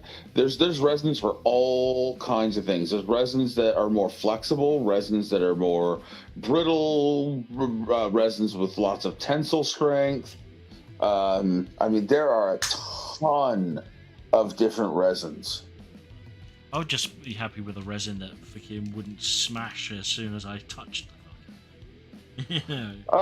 Yeah, and it depends. Like certain resins are better for really finely detailed model work, and those oftentimes, like really tiny stuff, are a little more brittle. Whereas if you get into for working parts, you're not going to get quite the like. Let's see. Here's some of the different resins, for instance, just on this one site. So this is for large prints. This is a really hard resin, and it is very, very durable. But you wouldn't want to use it, for instance, for miniatures because you're not going to get the super fine face details and things like that. And then they have like dental model resin for orthodontics. They have a general purpose rapid resin so that you can get models done faster. There's a super tough resin. This is a really interesting one. It's basically cures almost like ABS. Yeah. Yeah. So. I've seen some of the ABS likes, but I haven't tried it yet. Exactly. So very durable, that kind of thing. They have a water washable resin. Yeah, that stuff is useless for anything. Basically, it decomposes. So literally, if you get a model, after a couple of years, it will just start falling to bits. Right. What that's for is for making like let's say you want to make a mold, right? You do that, and then you cast wax around it, and then you pour water in, and your print just melts out of it, so that you can pour something into your wax mold. For some reason, some people like swear by it for like miniature making and stuff, and it's just like, No. Unless you seal that shit, you're still even if you do seal it, you're still gonna have something that's gonna be biodegradable. So You They could have yeah, they have porcelain like resin. Uh, they have soy based resins so that they are you know, yeah, a high temperature resin. So if you want to make again, if you want to make like an actual mold out of it, that'll take the heat of being able to hot pour something in there. There's a precision PLA resin. Let's see, castable resin for jewelry. So this is resin that will actually like you could pour actual metal into and do metal casting with it. Let's see, engineering resin. Oh, this is the good stuff. High precision engineering resin. This is, you can make like prototype car parts with it and shit. Yeah, when I first looked at the resin, like all of this stuff, there was only like one or two resins, and that was about it. Yeah, yeah. There's a ton, man. It's yeah. I really need to get. I would love to have the money to sort of have that sort of like, usability. Yeah, because it'd be kind of cool to like have a little bit of all these different resins, right? And then just try out each of them on different things just to see how they work. Oh, it would be fucking awesome. Just to have a line of 3D printers going with all of that shit. What's it? Like, oh yeah, it would be fucking awesome. Jeez, that yeah, would be so good. fucking expensive. Oh god, I don't like that. Bastards! The shield I wanted for this model, and yet I can't use it for this particular. Sucks donkey. Oh well. It's like fucking. It was this shield right. That shield right there, because it kind of reminds me of the. What was it? The bad guy in She-Ra. What he has on his chest, yeah. What's his name? Those guys, that guy's. Damn it, I can't remember his name now. There you go. Yeah, fucking. I never watched it, so I can't remember shit.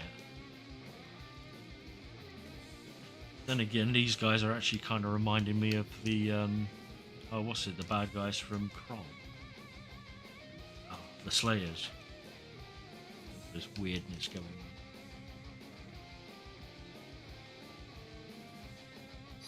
Sure.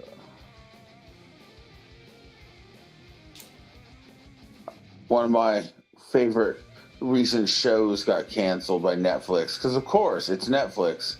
I am pissed. Show?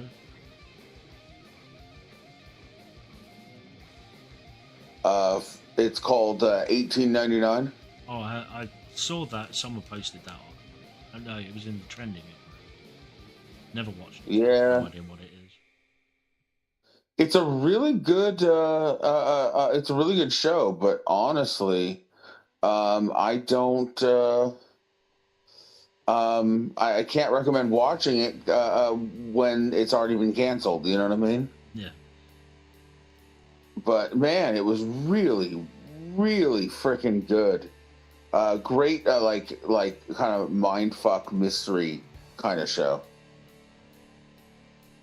Yeah, I've heard a few people talking about it, but very few series I actually bother watching on TV anymore or online. Just nothing seems to hold my interest nowadays. Yeah, fair enough. Yeah, just everything seems so boring. You know. Yeah. Yeah. I really want a good sci-fi show, but nothing blows my skirt up. Well, this is definitely a sci-fi show. I'll probably give it a try. Oh well, it won't be on Netflix. Yar.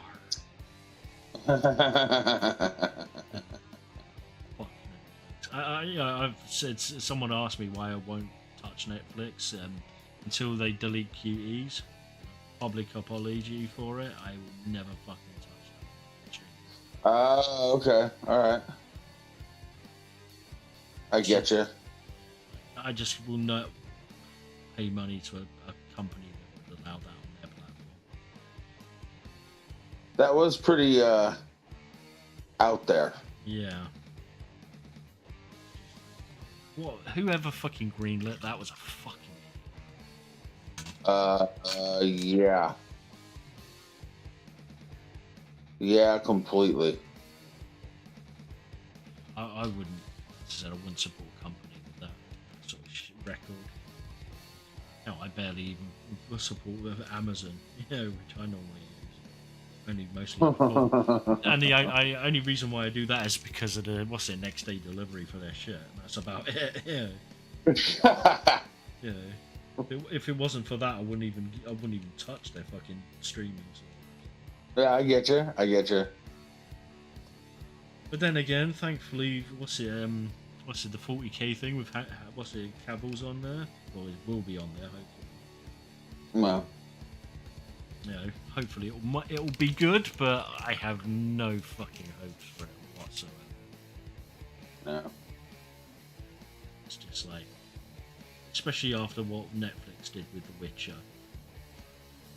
I didn't like anything they did with that show. I'll be honest. I think that Henry Cavill was the only cast member I even remotely liked, and like they didn't give him enough time to just do Witcher stuff. And I hated the rest of the cast.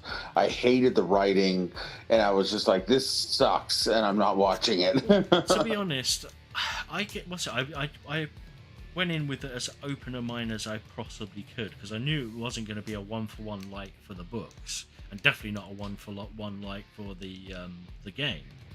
And to a certain point, I didn't mind some of the changes they did, except for 2 episodes. The one with the guy in the house with the vampire or the Brookser.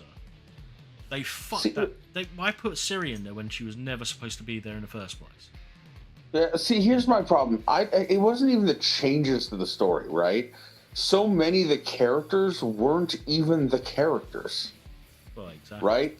They didn't even look or feel or act or anything like any of the characters. And really, especially I don't know about the second season. I never bothered watching it. But in the first season, it was so disjointed and time jumpy. I was having a hard time following what the fuck they were trying to do. Yeah. And like, other than like maybe 2 episodes, they just didn't let The Witcher do Witcher things. Exactly.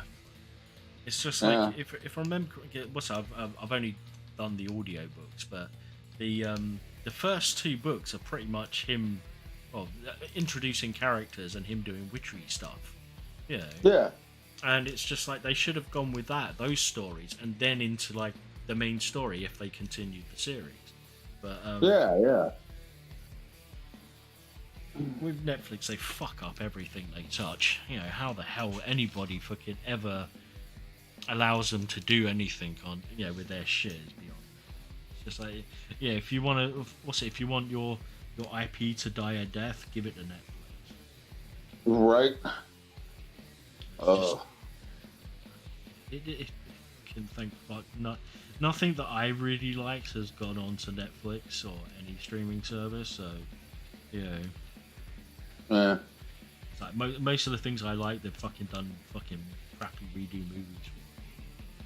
Most of the shit I like has died a death a long time ago, and whatever's left of it is some hollow shell, barely limping along through crappy corporate puppeteering. Exactly. Like Star Wars, Warcraft, shit like that. Well, Star Wars can go fuck itself. I've never been a fan. Yeah. It's just like I find it to be. Sorry for any fans of Star Wars if they're watching. I find it's sci-fi for stupid people. Yeah. Well, I don't consider it sci-fi. I think you're approaching it the wrong. I think a lot of people are approaching it from the wrong angle. Right? Watch the first 3 movies as a fantasy movie in space. Space opera. Yeah, it's science fantasy. Yeah. It's literally the hidden fortress in space. Yeah. With magic swords. I think you know? the one thing that really gets my goat is fans attribute so much to George Lucas, and everything he's done he's stolen. Yeah.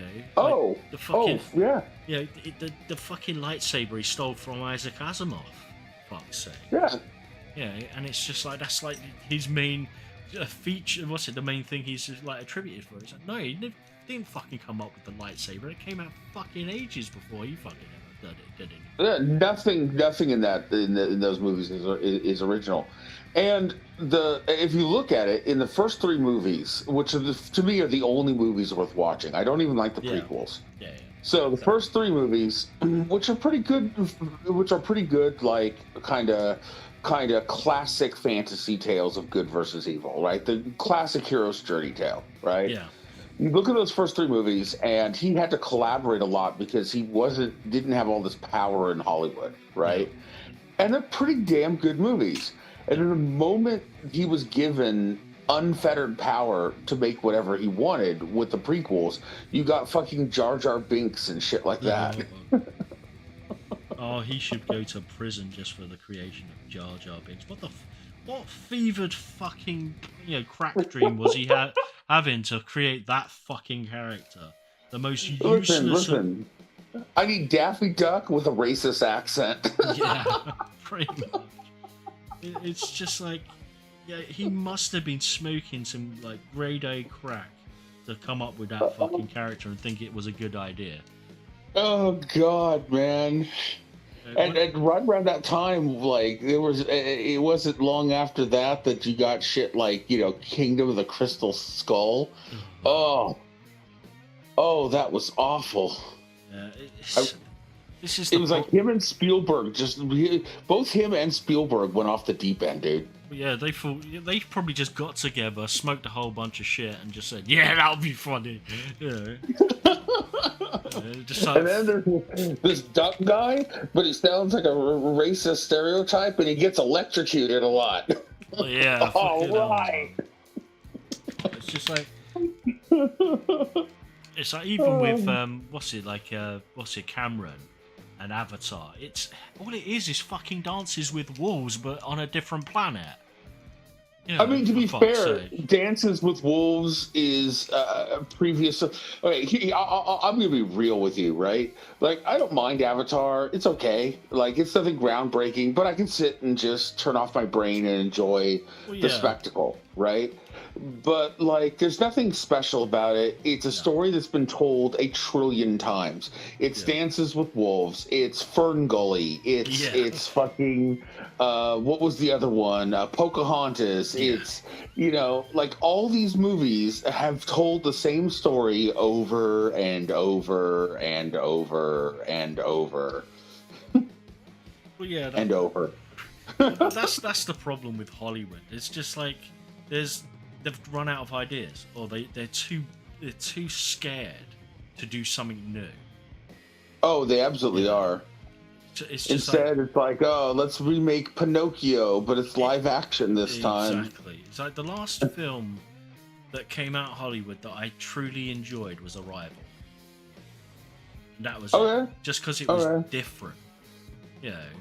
I enjoyed the Warcraft movie, and it didn't one for one stick to the lore. There were some problems, but for me, I really enjoy classic high fantasy, and it scratched that itch. Like there's nothing special or amazing about it, but it was just a fun spectacle of magic and orcs beating things over the head and knights doing knight things. This is the thing. It's like what's this Hollywood really needs is a good old 1980s sort of sci-fi / fantasy revival. I would love that, man. It's like but the thing is that all they'll do is a fucking remake of everything. It's and they'll make it, and everything has to be an action comedy now, right? It's all got to be MCU-ified. So, like, even if they did that, you'd come up with, like, we're going to make King Arthur, but it's an action comedy. Oh, yeah. Fuck. It's... there's there's some days I just want to go to Hollywood and just set it alight and just say fuck you rules. You know, you had your chance, you fucked it up. You know, fuck off. Right. You know, it's You're like done. You're done. yeah, it's just no more. Just fuck off, go away. You can't make films anymore because you've proven that you're fucking useless at it. Yeah. I'm sorry for any fans of the MCU out there, but I fucking hate the MCU. I really fucking hate it. Like before, I was just kind of mildly annoyed by it. Like, I don't really like the MCU movies. That's fine. But then, like, all of Hollywood is just like, we need to we need to try and make all our films like the MCU. And so now, because the MCU, like 90% of the Hollywood films out there that aren't even MCU films feel like MCU films. Yeah, pretty much. It's after Iron Man, I just gave up. You know. Yeah. The first Iron Man was, it was pretty all right. It was okay, I guess. Yeah, my only thing with Iron Man is they didn't use the Mandarin enemy. It's just like that was the second movie, and that really frustrated me. That was so dumb. It was just like, what the fuck? He had such a good, you could have used such a, well, the Mandarin was kind of a corny enemy. But he was corny, but he was cool, Exactly. Like, and you could make him badass. Imagine making him a badass sorcerer triad dude or something. You know what I mean? It's just like they definitely missed an opportunity with what's his face as the Mandarin, because I think he would have actually made a good Mandarin, to be honest. Yeah, he probably could have. It would be like making a Batman movie, but the Joker was just some used car salesman, and there was really some government agent out there just trying to distract Batman, and the Joker just didn't really exist. Well, this is the one thing I was hoping for, that basically with that character, they were going to use him as the Mandarin, but he's literally just pretending to be not to be the Mandarin, just so he can fool everyone. And get power, but no, or whatever. It was all just an act. It was so dumb, so dumb. I every time there's something new for the MCU, it's just like, really good for you. Yeah, pretty much. That's why I'm actually done with superheroes for the most part. Pretty much. It's everything's been done. There's literally you're going into the Z list of heroes now. It's like, what's the point? I just and the Godzilla movies that I was enjoying are going off the rails. I really did not like Godzilla versus Kong at all. With Godzilla versus Kong, I really have to turn my brain off. Yeah, I mean, to absolute brain dead levels for me to even begin to I don't enjoy mind having to turn my brain off for a Godzilla movie because it's fucking Godzilla, right? Like, even the classic movies are fucking schlocky as hell. Oh yeah, but that was the fun. Yeah, that was the fun. That was the magic of it. Yeah. But the second one I really liked because it was schlocky and it was like, oh man, we're just gonna have monsters beat the snot out of each other, right? Yeah. And then the third one was really weird because they rushed through all of the stuff that could actually be interesting and cool, and then it felt like they were just hitting fast forward on 3 different movies just to get to the final fight at the end that really wasn't all that interesting.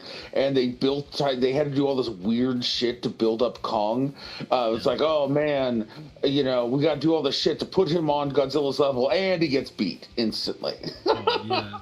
It's like, yeah, it's just like, seriously, you thought that character could ever fucking live up to fucking Godzilla? Right? And then they bring out Mecha Godzilla and he looks like a Michael Bay Transformer. I'm like, what the hell is this? So I was expecting something better than the original Mecha Godzilla, but that was just like, what? Yeah. They could have brought out the original Mechagodzilla costume, full-on costume, and I would have thought that was better. Yeah, absolutely.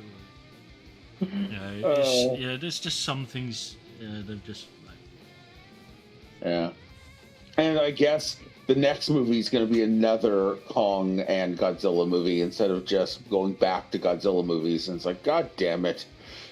I don't even know where they would go with the next lot of movies, but it's been so long since I've actually like watched the Godzilla movie, like the originals. Yeah. I can't even remember half the fucking bad guys. I'm a Godzilla nut, so, you know. I just honestly, I just want like, if you ever get a chance to see Final Wars, if you haven't seen it, watch Final Wars because it is the apex of just schlocky batshit Godzilla movies. So the story is essentially aliens are attacking Earth and they're just dropping Godzilla monsters on Earth and trying to use them to take over. And these super mutant type special forces guys that they're of course from the Japanese government who they have alien DNA and they're basically Power Rangers. Yes, Power Rangers in a flying submarine, captained by a dude that looks like fucking M. Bison from Street Fighter, but with Tom Selleck's face. Oh no. And he's got a giant katana and speaks with a southern accent. Oh yeah, that's it. I've got to watch that now. Fuck that. Yes. They release Godzilla, and Godzilla just goes on a rampage, beating monsters all across the world. Like he kills the American Godzilla in Sydney, Australia. He literally fights every monster from Godzilla monster history. And then the main like mutant guy and the main alien guy have a Super Saiyan fist fight while Godzilla fights King Ghidorah in the background. You're just selling this more and more to me, dude. Seriously, I'm gonna have to watch this. You have to watch it, dude. It's completely batshit. It's like I want a big budget Hollywood movie like that, just completely batshit. What's it? Any fucking like film studio would probably just fucking shit their fucking pants. They'll go, no, too risky. No one wants that. Someone wants it. They just want reruns. Yeah. Right. They want a gritty reboot. That's what they want. Exactly, man. Did you hear there's a new Michael Bay Transformers movie coming out? Yeah. I saw the only thing I appreciate with that is they brought back Prime's for the original Prime look. Yeah, they did. The only thing I care was it that I liked. And it looks like it's going to be more robots, less humans. Well, that's always a good thing. Because that's one of my main fucking annoyances with a lot of films, like stuff like that. It's basically especially with the original, they basically put too many humans in it. And Shia LaBeouf, I'm sorry, but he was the worst fucking character ever. Like, I fucking hate it. He's like on my list of fucking Hollywood actors I fucking hate. Like my main one is fucking Will Wheaton. I absolutely hate that. Oh my god, Will Wheaton. I hate that leech with a passion. It's like, what's it, Sheldon's original hatred of Will Wheaton? Yeah. Times that by 1,000,000 and you got me. Yeah. Okay. I have a story about Will Wheaton. A true story. So, he used to go to the Southern California Renaissance Fair. Oh, yeah. And he stopped going because one night he got really, really drunk and literally got caught fucking a tree. It just doesn't. Really does not surprise me, to be honest. Right. It seems like that sort of kind of weirdo that would do something like that. Will Wheaton, I'm with you on that one. Will Wheaton is one of the most one of the most insufferable human beings I've ever seen in the media. So one of the things that really got me about that fuck is basically the audiobook for The Martian was done by R.C. Bray, and he did the most amazing fucking job of narrating that book, but I think actually made they basically made it the story a success. Right. Because he sold that character. He was that character. You know. But yeah, as soon as it started getting popular, I think RC, if I remember correctly, RC Bray asked for a little bit extra, or some extra, like his fair share.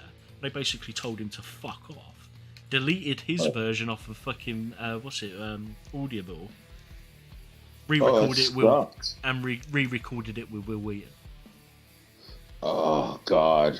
I cannot imagine listening to Will Wheaton's voice long enough to listen to an entire audiobook. Oh, no. If you feel like torturing yourself, listen to Will Wheaton's version of Ready Player One and cringe every time he mispronounces something.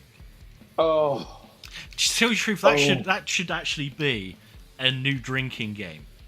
To listen to a Will Wheaton audiobook, and every time he mispronounces something, you got to take a shot. By the end of a fucking book, you'd be dead. Yeah.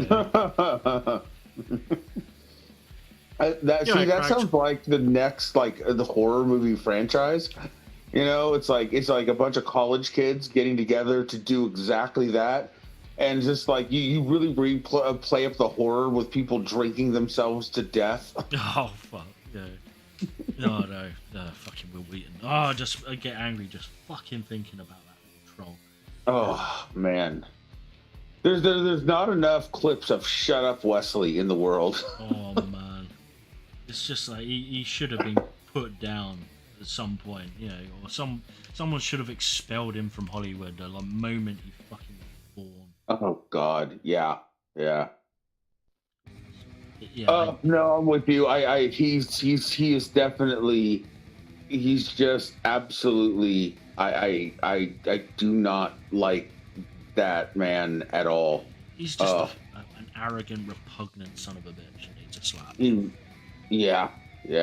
And then there's people who I don't mind them as people, but every time I've seen them in a movie, I've just found them completely obnoxious or intolerable.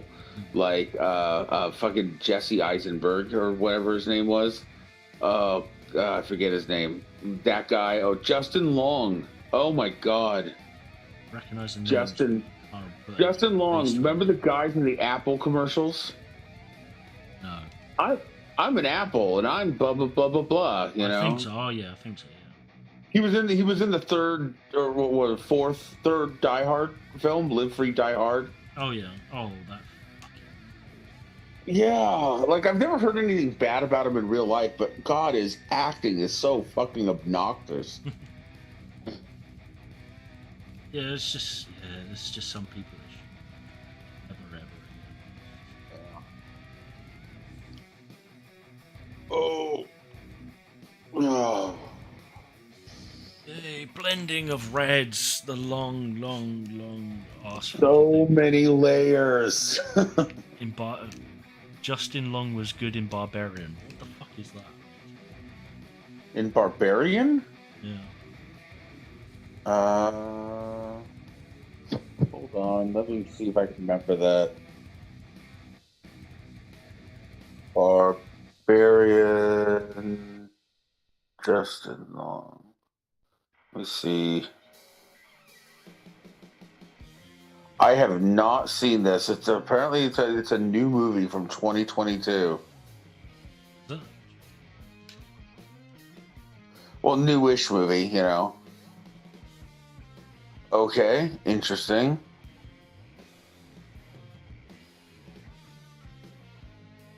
Does he act in it, or is he just shit? This is the information we need to know. Okay, so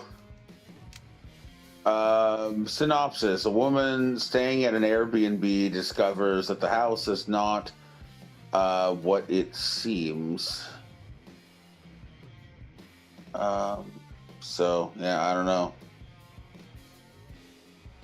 Barbarian. I'll take someone's word for it. Maybe Justin Long was good in something. Everything I've seen him in, I've found him really obnoxious. There you go. That's where it fails, mate. It's on Disney Plus. No, Oh, thank see, you. there you go. I'm not watching anything on Disney Plus because I'm not getting Disney Plus because it's Disney Plus. See, the only reason why I've got Disney Plus is because it was free on my fucking tariff when I signed up to There you go. my.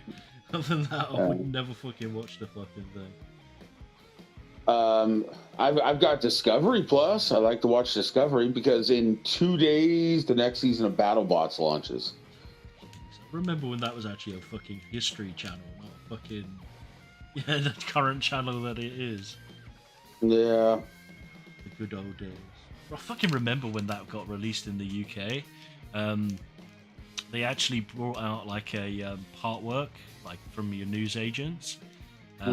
It was basically this big this leaflet, or this A4 sized pack. Basically, you got a magazine in it that you put into a binder, and you actually had a paper model inside it.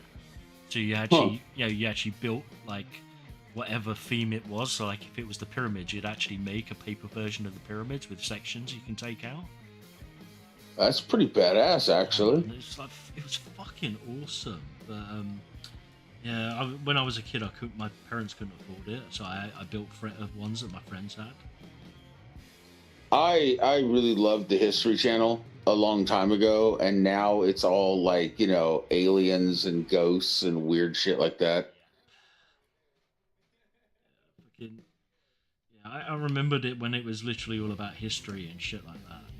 Yeah, me too. And then it became the Hitler Channel. It was like all World War II all the time. And then it became like, oh man, haunted history. Did aliens really build the pyramids? And are Native Americans actually aliens? You know what I mean? Like it just became all that crap. I was like, I'm out. This is dumb. Pretty much. Oh, that's fun. Craigs, do you want to come on, man?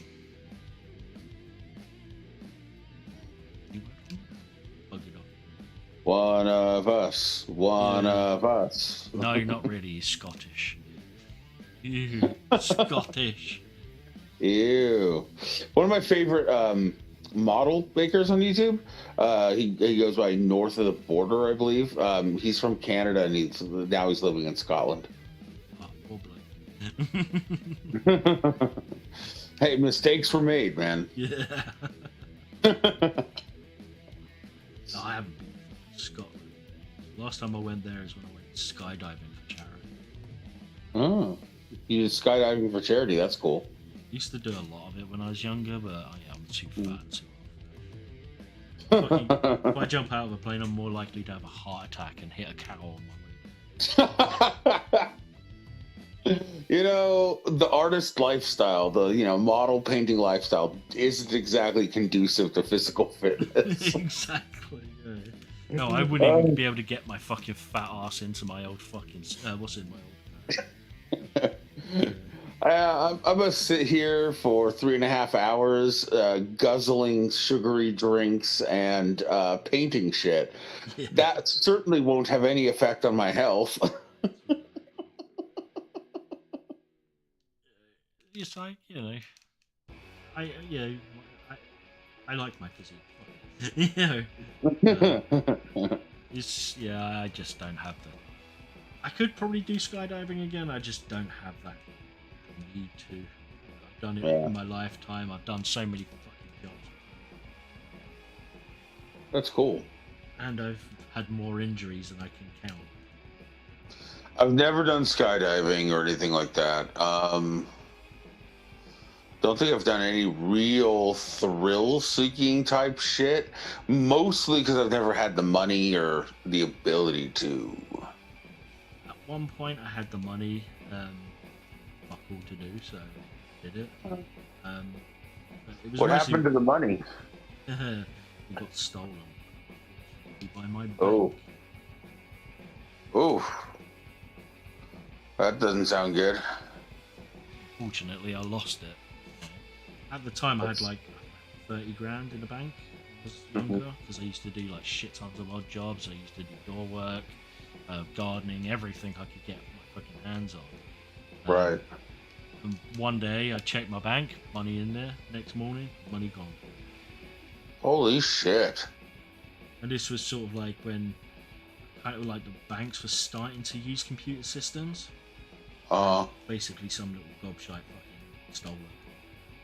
And I thought, Holy shit. yeah, at first they said it was I'd never had it in the bank in the first place. Basically, then they said, okay, it got stolen, but there was nothing they could do about it. And yeah, I took it all to court, and basically the fucking court found in favour of the bank. Fucking hell, dude. But the bank actually paid for my legal fees. So. Oh well. You know, how generous of them. Yeah, exactly. Fucking hell. It's just so fucking annoying because I was gonna buy something for Dad. Yeah, it was like a new car. Couldn't do it because. Yeah, that's the kind of shit that, you know, makes people want to go French Revolution.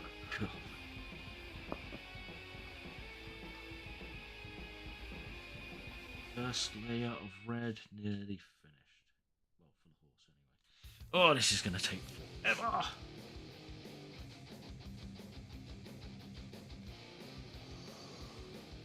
Ooh. Yeah, my reds are always on point, but today I just don't know if I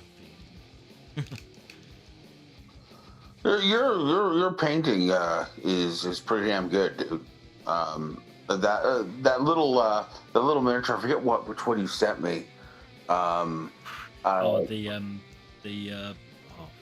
adapt what's it? The Mechanicus jobby. Yeah. He was really. I was my wife and I tripped out for like a couple hours just going over every little detail and just admiring the painting work. It was really well done. I seriously can't remember which one I sent you now, to be honest. I've got so fucking many miniatures, I've literally forgotten what ones I have now. Yeah, I'd have to go find it to tell you. But yeah, no, we were tripping out. Like, that's just awesome. There's some miniatures I can spend like hours just doing one. And I just feel it for some reason. There's some of them I just think, I just don't. You know. Yeah. So far with this one, I'm not too sure what I'm doing. Just bringing it. Oh, that's fair. Who needs to know what the hell they're doing? Just do.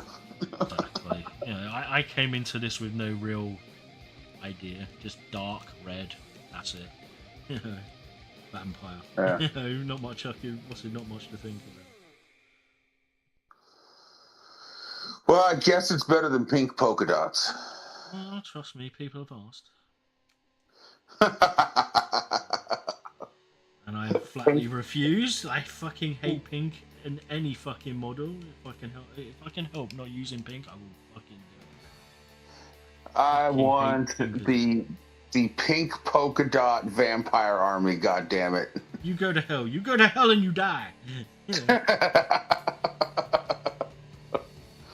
Oh, hell no. No, that would drive me in fucking insane to do something like that. Like, there's somebody I follow on Twitter that's done pink and green in some of their models, and it's just like, how do you fucking not have like some like epileptic fit looking at that thing? Like, no, I could never, unless the model model precisely called for that color. I could never willingly do something that color. Yeah. Right. It's just like, it would drive me potty. It really would. It's like, you know, no. I swear I had. I swear I did one model recently that I needed pink on, but I can't remember what the fuck it is now. I've had a few that I've had to use that on. First of all, I've done some like eldritchy things with like tentacles and stuff, and like that kind of almost octopusy, squid, pinky, purple kind of thing going on that makes them look freaky. If you want to see a pink, here you go. Oh wait, yeah, neon pink. It's actually a million times brighter than this bit. What's it? What Oh, you see on screen. damn. This is like proper neon pink. Damn. Yeah, it was. If you look up this color, you would see what fucking this color actually looks like. It's absolutely Right. this shit is like costs like £10 a fucking pack. It's absolutely Right. shit for painting miniatures. So anybody fucking buying this, it's garbage for miniatures. Garbage. Got it. Absolutely garbage. No. Show you some of my. Oh, what's it? Probably my most. What's it? Some of my most detailed models. Like my Age of Sigmar stuff that I've been painting, well, on and off. Oh, nice. So this one probably isn't the best one, but I packed them all away because I think it's for them. I really liked the way the sort of metallic bits and the scales came out. That's really nice. Oh, yeah. Well, I've found a way of like making them even look better, and I'm actually going to do it on this model. But yeah, I'm going to leave it the way those models are done. I'm going to leave it the way it is because it ties the whole thing in. Like this is one of the new style orcs for Age of Sigmar. Oh, cool. Which yeah, Yeah, I see him. Fucked up, but yeah, that's the new kind of orc they've got for Age of Sigmar. Interesting. It looks more like the sort of like orcs you get from is it the orcs, the ones in Moria? Yeah, they kind of have an animal quality to them. Yeah, kind of, pretty much. It's like, yeah, I'm not a big fan of this look. You know, when it comes to orcs, I like the original, like the proper orcs. Yeah, 40k orcs all the way. My two favorite orcs, honestly, are the like 40k orcs, where they got the big wide jaw and they're all dumb. You know, those are really fun.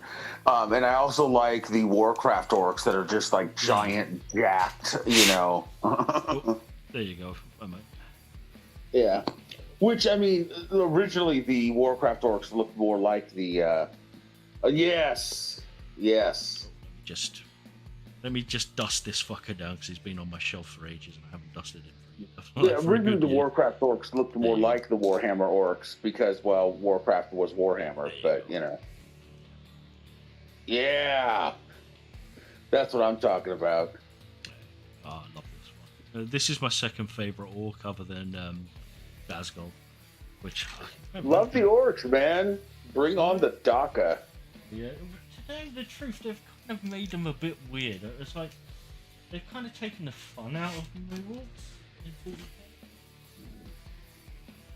Yeah, the old orcs have kind of funniness to them. Yeah, like a bit goofy looking sometimes. But the new ones, they've kind of taken that away. I don't know. It's just a feeling I've got with it. Are they doing that with all the orcs now, or? Well, yeah, all the new stuff anyway. That's unfortunate. They just don't seem to be as goofy as they used to be. That was where some of the humor came in, was with the orcs. Oh, yeah. There you go. The newer version of Gazgul Mad Uruk Fraka. Yeah. Nice. Yeah, that's what I'm talking about. Again, unfortunately, the reds are all blown out and pink. No, it's fine, but I get it. No, that's sick looking. I dig it. It's like that particular fucking model was a nightmare to fucking put together. It looks super intricate. It just like just annoying parts to put together. It just won't fucking go together, and I should glue the shit out of them. Yeah. But still a good model once it's all put together. A hell of a lot easier to put together considering the old one, you know. Like the old pewter one. Oh god, that was so difficult. One of my miniatures, and I did somewhat of a diorama around it, not much, but a little bit of base work and stuff like that. Is a giant pewter red dragon. Ooh. I can imagine how heavy that Oh, it was a bitch, and I plan on taking it apart eventually, stripping all the paint off. That's one nice thing about pewters: you can strip the paint off and repaint if you want, real easy. Yeah. But I'm going to strip all the paint off, and I'm actually going to drill holes and run wires, and I'm going to make a lighted diorama.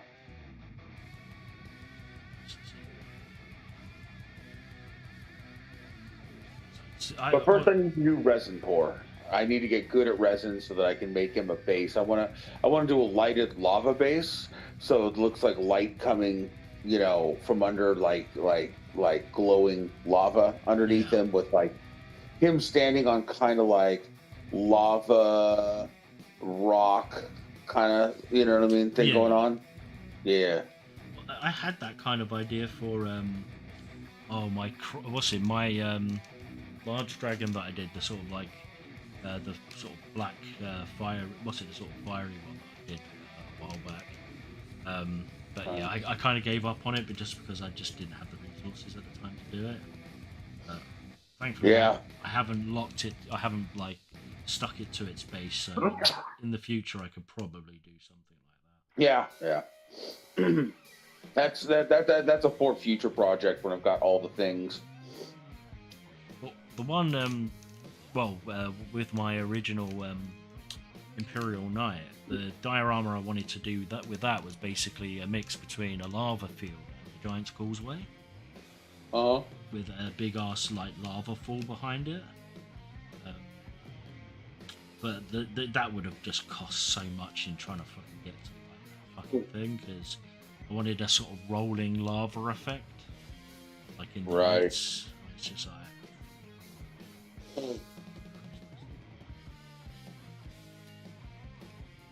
So that's it's mine's just someday in the future I will do the thing. Well, if you need any advice, I will happily give it for what it's worth when it comes to dioramas. Yeah, man. I'll probably ask your advice for some painting tips here and there. It's always helpful. So when it comes to painting, I still don't consider myself good yet. It's just I'm still learning a shit ton, and it's That's just like, fair. yeah, there's so when it comes to painting, it's like I don't think I will ever consider myself good until I can't get any better. Yeah, I suppose it's one of those weird things for me. Yeah. I just don't know when I'll be good. Yeah, so people might say I'm good, but I just don't think I'm that good yet. Well, So you much just more to remember learn. that oftentimes artists are harder on their Yeah, own craft than other people are. I think your paint jobs are pretty damn good, and you clearly have a crap ton of talent. Um, every artist has places they can continue growing, and improving. But no, I think you do a pretty goddamn fantastic job. so I think at the moment I think I've made it was when I master non-metallic, because I've tried and I've failed so many times at doing non-metallic metals. There is still the most impressive miniature I ever saw. It was a Reaper, right? Yeah, yeah, Reaper minis. Yeah. Back in the day, it was a pewter miniature, and someone had painted their Sleeping Beauty, right? yeah, Which is just a woman lying in a bed with a sheet over her, yeah. right? And they painted it so incredibly well. You could actually see, like, it actually looked like a translucent sheet, like a real Yeah. sheet of fabric over a flesh and blood body. You know what I mean? Like, Oh, you could. It really looked like if you reached out and touched the fabric, that you would feel a flesh and blood body underneath. I was so freaking blown away. I was really impressed. I've never forgotten that miniature. I, I I've tried doing that effect, and it's just something I just cannot do. It's an impressive. It takes a impressive skill set to be able to do that. I'm also impressed with people that can make things look like they're glowing or lit up without actually using real light effects. I'm starting to get the hang of that at the moment. Recently, I did Headless Horseman. I still haven't finished it because I need to sort out the base for it, but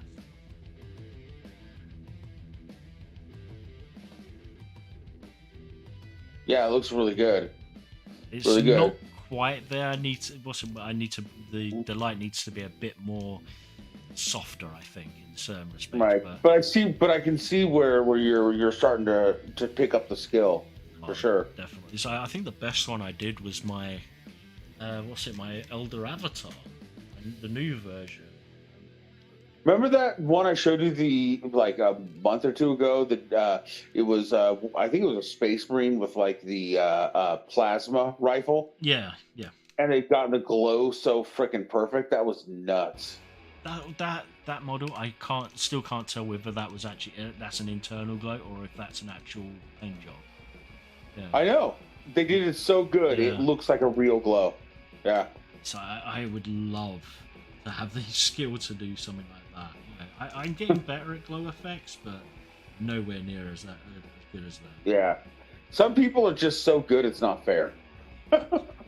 So there's always been the things that if there's a way, if there was ever a time when you want a superpower to nick other people's abilities, that's exactly when. It's like, I want to nick someone's painting abilities, you know. Yoink! Oh, too fucking right. It's just like some people can just do. They just do some things, and it's just like, how the fuck do you do that? It's like, can I nick your abilities? I suck on your brain for like 2 minutes. Yeah.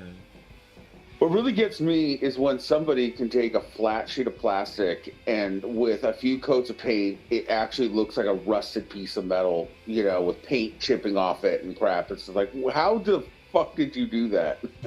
I'm starting to get okay with rust effects. I've just did you see? Did I post a picture of the night diorama without the actual night on it? I don't remember if I did or not. I don't know. I don't remember.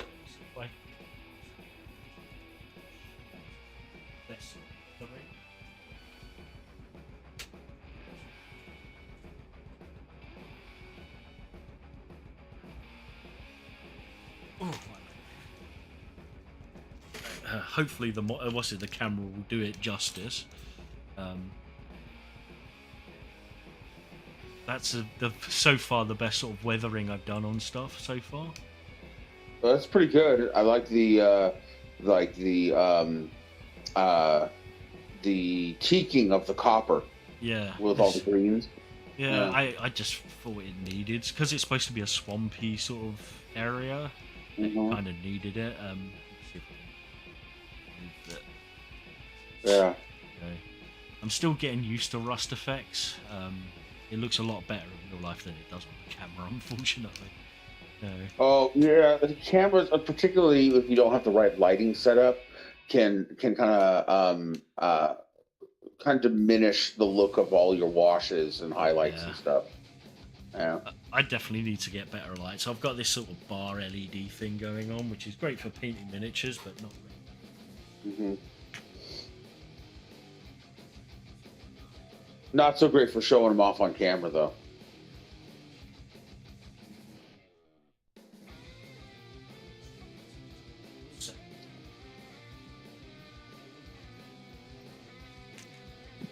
I just don't have the space around near my PC at the moment for that sort of shit. But in the future, I'm going to try and invest in an actual good light rig, just so I can actually paint models and actual take pictures of them. Yeah.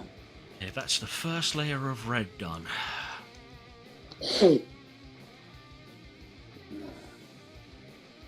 That it's already starting to kind of pop a bit. Oh, this is like one layer of about three or four, the reds. Yeah, it takes a lot of them. Yeah. Like, it's one. There's one color now that I've sort of perfected my blending is red. Every other color, not so much. It's just, red is. Good thing there's a lot of red in 40K. Oh yeah, thank fuck. It's just like red. I tend to be able to blend without any problems. Other colors, not so much. So hell, I don't know if I posted it. I just did Jessica Rabbit. Oh, I hadn't seen that one. Where did I put her? I know she's around here somewhere. I just don't know where. See, fucking great big model. I lose it on my desk. Not surprising. Yeah, so giant great big. There you go.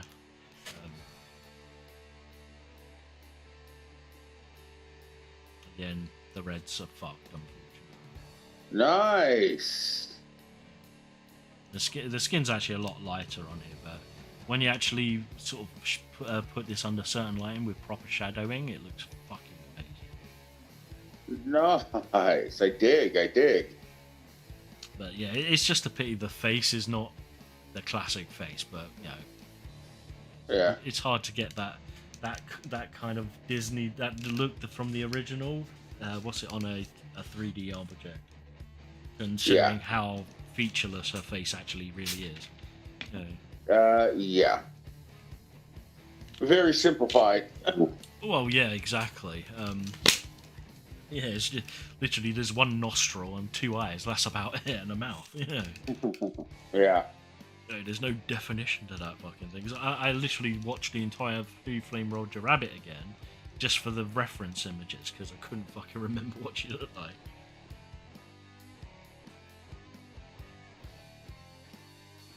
Yeah. Yeah, I've got plenty of models to get done. I just need to figure out how to do them. Like, I've got talking about Star Wars. I've got him to do. Still fucking working through it. Oh, nice. Big ass busted of Han Solo. You gotta do an indie. I'm trying to look for a good model first. Nice. Yeah, that's going to be difficult just to get the sort of like textures right. Luke Skywalker, but I need to fix a lot of it. But this one, I want to do half his face with the sort of red lightsaber glow, and the other side with either blue or green. Oh, okay. Yeah. So, because there's a certain scene in the original trilogy, where he's underneath the stairs or the thing, hiding from Vader, and he's got that sort of red glow on one side. That's kind of what I want to replicate. That'd be really cool. As I say, I just need to kind of get better at blending other colours, but hopefully blue won't be too much.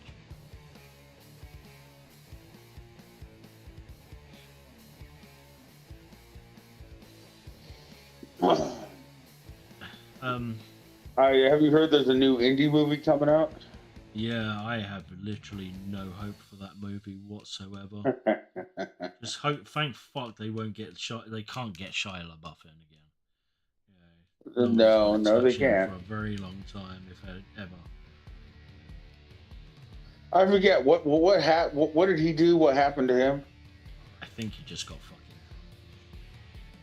fucking. Okay. Been drunk too many times and thrown out of places. He's basically just the drunken bum now. But I keep going. Like, what are they gonna do? Wheel him out with a fucking walker? Like, let the man just be old. It's just like I think the sort of success, the semi-success of Transformers just kind of got to him. I think his last decent role was Fury. Yeah. And only because he had such a minor role in it. Yeah. It's like the only. I like that movie, but only because of what's his face, the guy, the main. The tank commander. Brad Pitt was really good in Fury. Yeah. And that's the only reason why I liked it. Yeah. I haven't seen that movie in forever, man. Forever. I think they've got it on Amazon Prime. Quite for something to watch. That, or I might rewatch Krull again. Fair enough. And that is something I want to 3D print. Is the Krull glaive. I'm actually thinking one day to because I got rid of my old 3D filament printer. I might actually buy a new one in future that's a lot better quality, so I can build props like that again. Because that's kind of what got me into 3D printing, was I wanted to make props. Yeah, I remember you used to post a lot of props that you were making. Yeah, so I made the ones that I finally made was Diva's Blaster from Overwatch, or Toya D, or Toya. Used to be one of Sofane's patrons.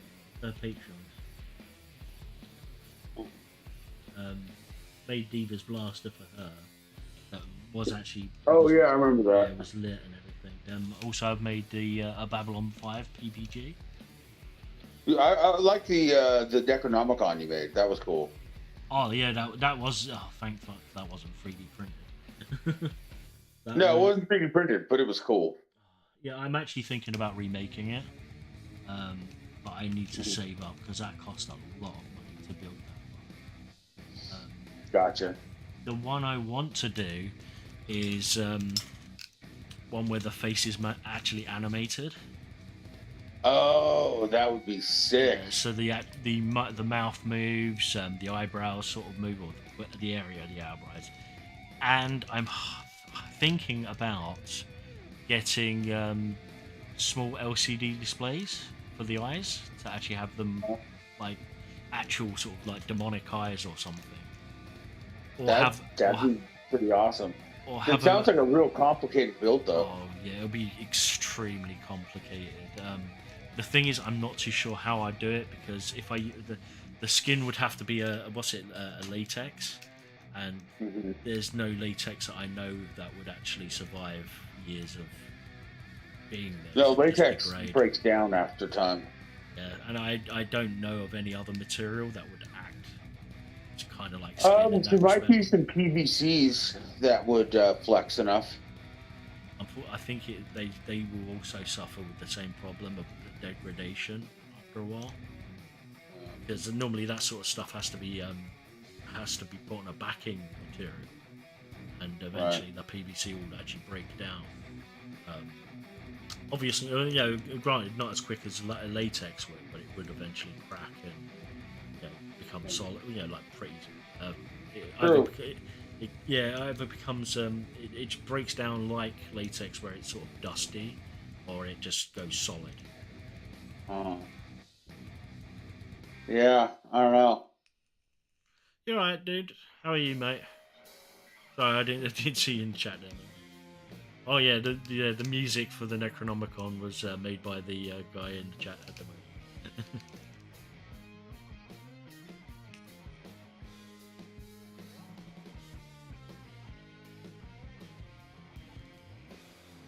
But yeah, with that the Necronomicon that I want to do, it's just like I would spend a lot of money on it, like getting the pages actually professionally printed.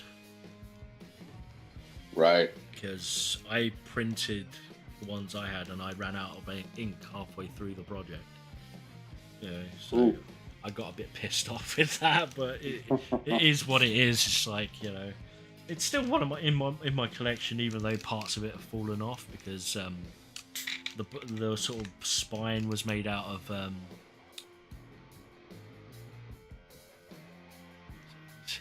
he just called you that, what's it, to say hi to the cat in the steampunk hat.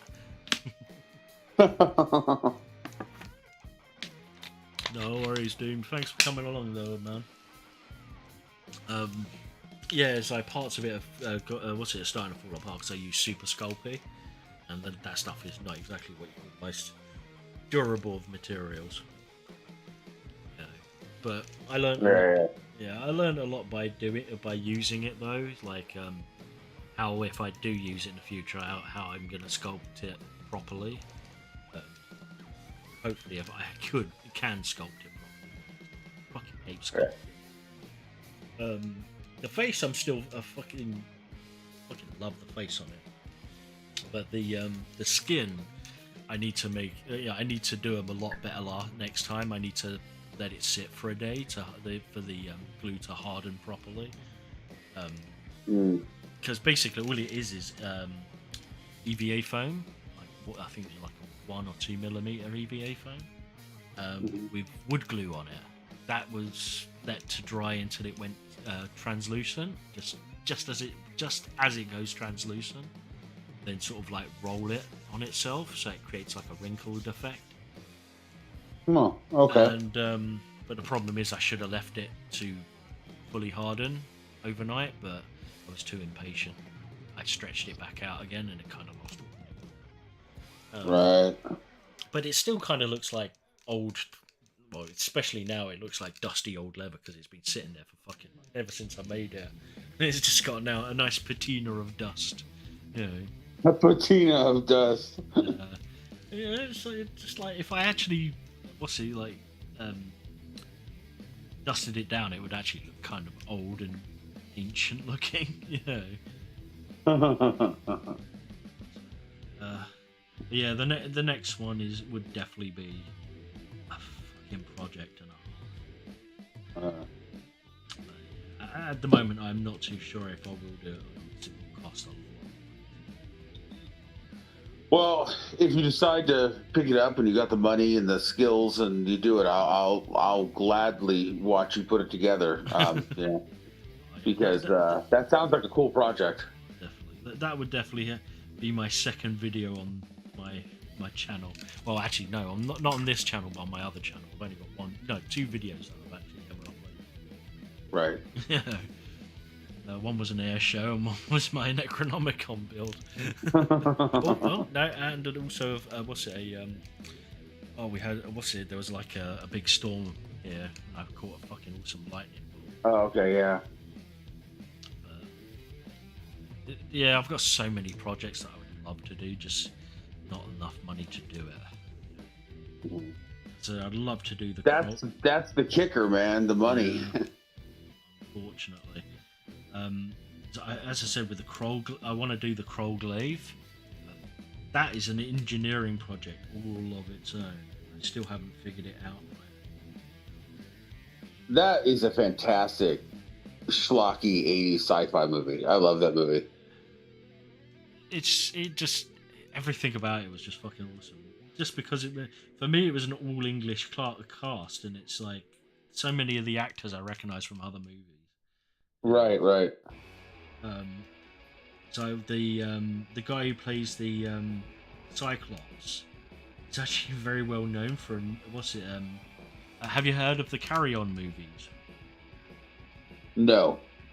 English comedy at its best at the time.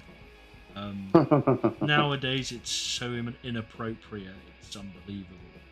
But for its time, it was top tier English comedy. So basically, Monty Python, fantastic, yeah. And a lot of it's pretty dicey if you listen to it now. Yeah, I think it was more tongue in cheek than the Pythons, because Got it. The Carry Ons were movies and Pythons were on TV, so the Pythons had to be a bit more careful with what they said. Well, there were Monty Python movies, though.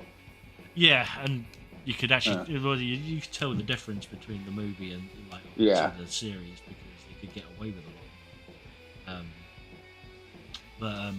The Carry On movies were pretty much freaking inappropriate left, right, and centre. And yeah, he was in a lot of those movies. The guy who played the I can't remember his goddamn name. I'm gonna have to fucking see that, so it's gonna bug me.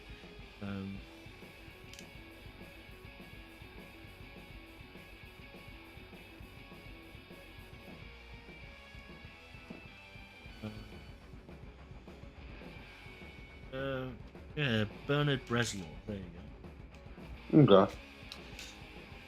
Yeah, there's so many other characters. Oh, what's it I know from there? Like, the guy who plays Hagrid's in it. Oh yeah. Um, Leslie Leslie Neeson. Uh, Neeson, yeah. Oh, Qui-Gon Jinn back in the day. Oh, Liam Neeson. Yeah, Liam Neeson. Yeah, there's so many old English like movie people in that. Well, I unfortunately am gonna have to take off. I gotta go pick my wife up from work. Yeah, no worries. Have a good one, mate. You enjoy tickling your vampires with a brush. Oh, I will. Actually, what time is it? Actually, I might have to sort of upstairs. All right, man. I'm gonna have to Hope it all this. comes out, and I'll try to watch occasionally when I probably for a few minutes when I stop in the parking lot. That's all right. Actually, I'm probably gonna finish now because he's the guy upstairs just tramping about. And he's just gonna Fair fuck enough. my audio. So I'm gonna call it a night here. I will. Well, to the audience, I will bid you adieu. Right. Good night, man. Sorry about that.